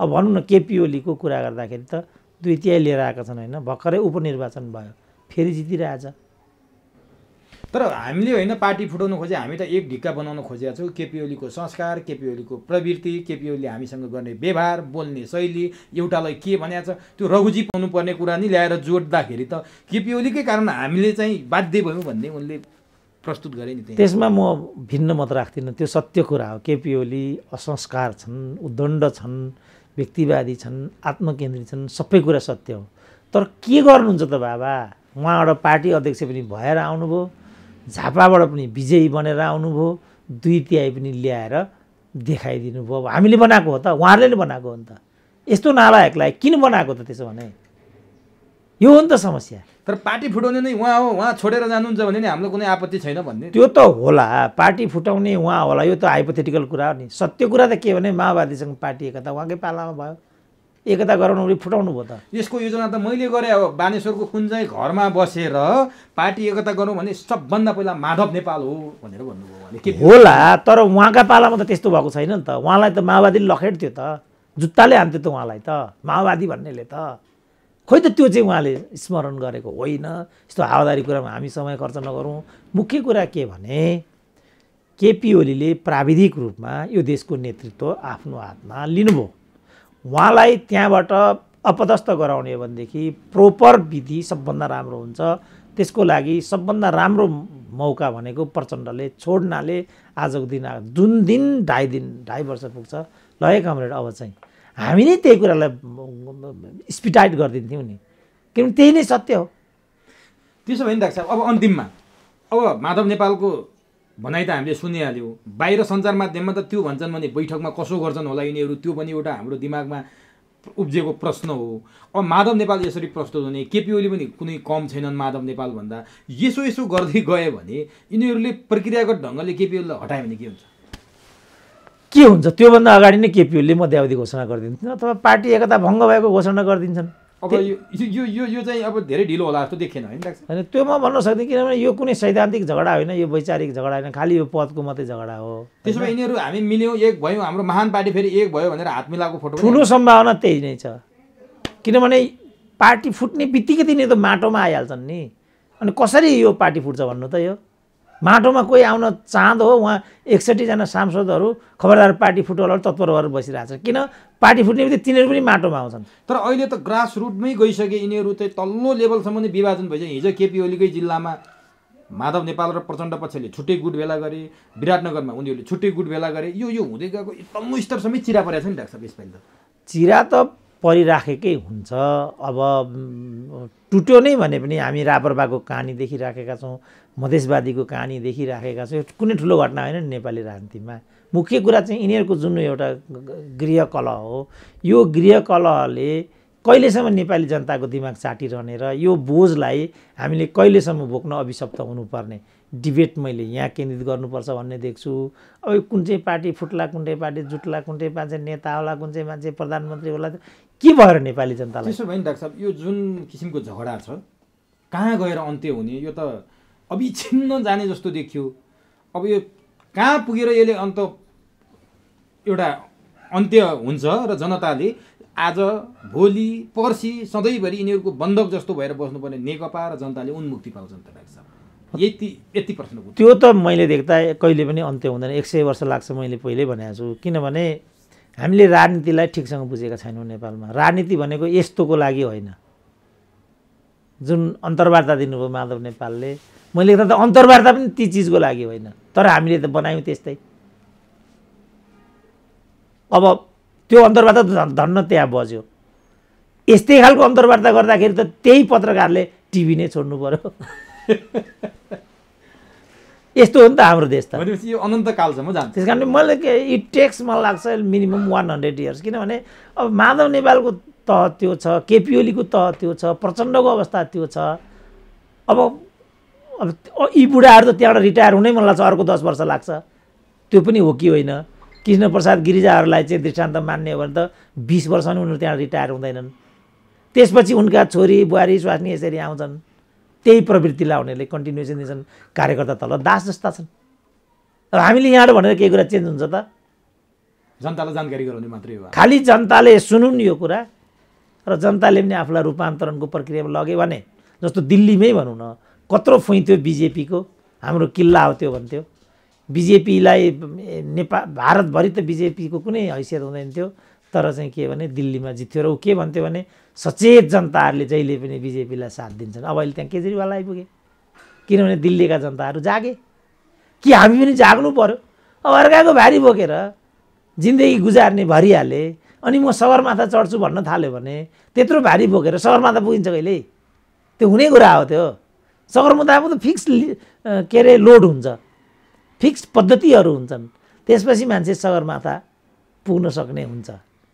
एउटा ब्राह्मण जातको एउटा युवक थियो, कहिले हो कुनै सगरमाथा क्रममा, उनलाई चाहिँ अब तपाईँ त बाहुनको छोरो कसरी सगरमाथा चढ्नु होला भनेर सोधे अखबारवालाले। तिनले के भने सगरमाथा हिम्मतिलो मान्छेले चढ्ने हो बाबु, जातले चढ्ने होइन भने आखिर उनी चढ्न सकेनन्। मिनिमम कुरा त एक्लामाइटेसन भन्दो रहेछ होइन? त्यो एक्लामाइटेसन भनेको चाहिँ वातानुकूलित हुनुपर्दो रहेछ क्या। अब शेर्पा पो 3 जन्मेको छ र वातानुकूलित छ ऊ। अब बाहुन त बिचरा तल झापामा जन्मेको छ, कसरी सगरमाथा चढ्न सक्छ त? त्यस कारणले सगरमाथा चढ्ने चाहना राख्नु, आकाङ्क्षा राख्नु एउटा कुरा हो। सबै यात्रुहरू सगरमाथा पुग्न सक्दैनन्। तर सगरमाथाको हकमा चाहिँ महत्त्वपूर्ण के भनिन्छ भने आरोहण भन्दा पनि अवरोहण महत्त्वपूर्ण कुरा हुन्छ। केपी ओलीले पार्टी एकता त गरे, सगरमाथा चढे। अब उनको बहादुरी चाहिँ यो पार्टी एकतालाई सुनिश्चित गर्न सक्छन् कि सक्दैनन् भन्ने कुराले निर्दिष्ट गर्छ। तर उनलाई त्यो इतिहाससँग कुनै मोह नै छैन। उनलाई प्रधानमन्त्री पदमा र आफ्नो चट्टाबट्टालाई वरिपरि राख्ने मालामाल हुने कुरामा नै मोह छ। यो कुरामा फोकस गर्नुपर्ने माधव नेपालहरू प्रचण्डहरूले उहाँहरू यस्तो किसिमको प्राविधिक कुरा उठाएर उत्तेजक कुरा उठाएर आफ्नो औचित्य सिद्ध गर्न कोसिस गर्नुहुन्छ। त्यसरी औचित्य सिद्ध हुँदैन। उहाँहरूले बाटो बिराइसक्नु भएको छ। उहाँहरूले नै केपी ओलीलाई त्यहाँ यो सरकारको सबैभन्दा बढी खुलेर डिफेन्ड गर्ने प्रचण्ड थिए हिजोसम्म। जब केपी ओलीको चाहिँ स्वास्थ्य सुनिश्चित भयो त्यसपछि नै यिनीहरू उग्र भएर आएका छन्। तर त्यहाँ अन्तर्वार्ता सुन्दा उहाँले काङ्ग्रेसको आन्दोलनलाई समेत समर्थन गरे जस्तो देखियो क्या। आजदेखि आन्दोलन छ नि काङ्ग्रेसको आज, त्यो त सही हो। रामचन्द्रमाथि त्यसो हुन हुन्थेन। उहाँ त त्यही भाषामा बोल्नु। त्यो त सत्य हो नि त। रामचन्द्रमाथि त्यो हुनु त गैर प्रजातान्त्रिक आचरण नै हो नि त। यहाँ त कहाँसम्म भनेका छन् भनेदेखि यो संवैधानिक समितिको बैठकमा पनि प्रचण्डलाई बोलाएन। प्रचण्ड त्यहाँ त्यो पनि होइन, त्यहाँ पनि नजानु शेरबहादुरलाई भने अरे यी दुईजनाले भन्ने त्यो पनि आइरहेछ। सभामुख समेत गएनन् भनेपछि त के हो यो? होइन, सभामुख गएनन् भन्ने कुरा फेरि फुलबुट्टा हो। प्रतिपक्षले आउँदिन भनेपछि त बैठक स्थगन भइगयो। अघिल्लो दिन शेरबहादुरले चाहिँ ओके गरेर ल म पार्टीको बैठक बसालेर आउँछु भने एकाएक शेरबहादुर कसरी परिवर्तन भयो? प्रष्टै छ। यो दिन्छस् कि दिँदैनन् भनेर उनीहरू बार्गेनिङ गर्छन्। जयबहादुर चन्दलाई चाहिँ अख्तियारको बनाउनु पर्ने चाहिँ पैसा पहिल्यै खाइसकेको छ आइजिबी काण्डमै। त्यो नहुँदासम्म शेरबहादुर त्यहाँ जाँदैन। अनि फेरि अचम्मको कुरा 28 गते संवैधानिक परिषदको बैठकमा शेरबहादुर आउने ओके जस्तो गर्छन्। 29 गते सरकार विरुद्ध आन्दोलनको घोषणा छ। त्यो आन्दोलन कहाँ जाने, के खालको हो यो प्रमुख प्रतिपक्ष? होइन, यही पद सुनिश्चित गरेन होला क्या। बाहिरदेखि नै चाहिँ यस्तो देखियो। प्रचण्डसँग पनि अघिल्लो दिन बालटाइमले कुरा गरेका छन्, यही विषयमा कुरा भएको छ। त्यो यिनीहरूले बाहिर ल्याएको छैन, पक्का गरेका छैन यिनीहरूले यो कुरा। जनताको आँखामा छारो हाल्नु भन्दा यिनी दलले केही गर्यो। अब यिनीहरू पब्लिक राजनीतिमा पब्लिक कन्ज्युम्सनको लागि यस्ता किसिमका नुस्खाहरू चाहिँ फ्याँकिन्छ। पब्लिक कन्ज्युम्सन यसरी भन्दै जाने, पब्लिक त्यतातिर चाहिँ त्यो खपत गर्दै जान्छ, भित्र उनीहरूले आफ्नै कुरा गरिराखेका हुन्छन्। त्यो कुरा चाहिँ राजनीति यही हो, स्वाभाविक अङ्ग हुन्छ। हस् डाक्टर साहब, ल हस्, धन्यवाद। समय दिनुभयो, अत्यन्त महत्त्वपूर्ण भनाइ राखिदिनु भयो। यसको लागि तपाईँलाई हार्दिक धन्यवाद। धन्यवाद।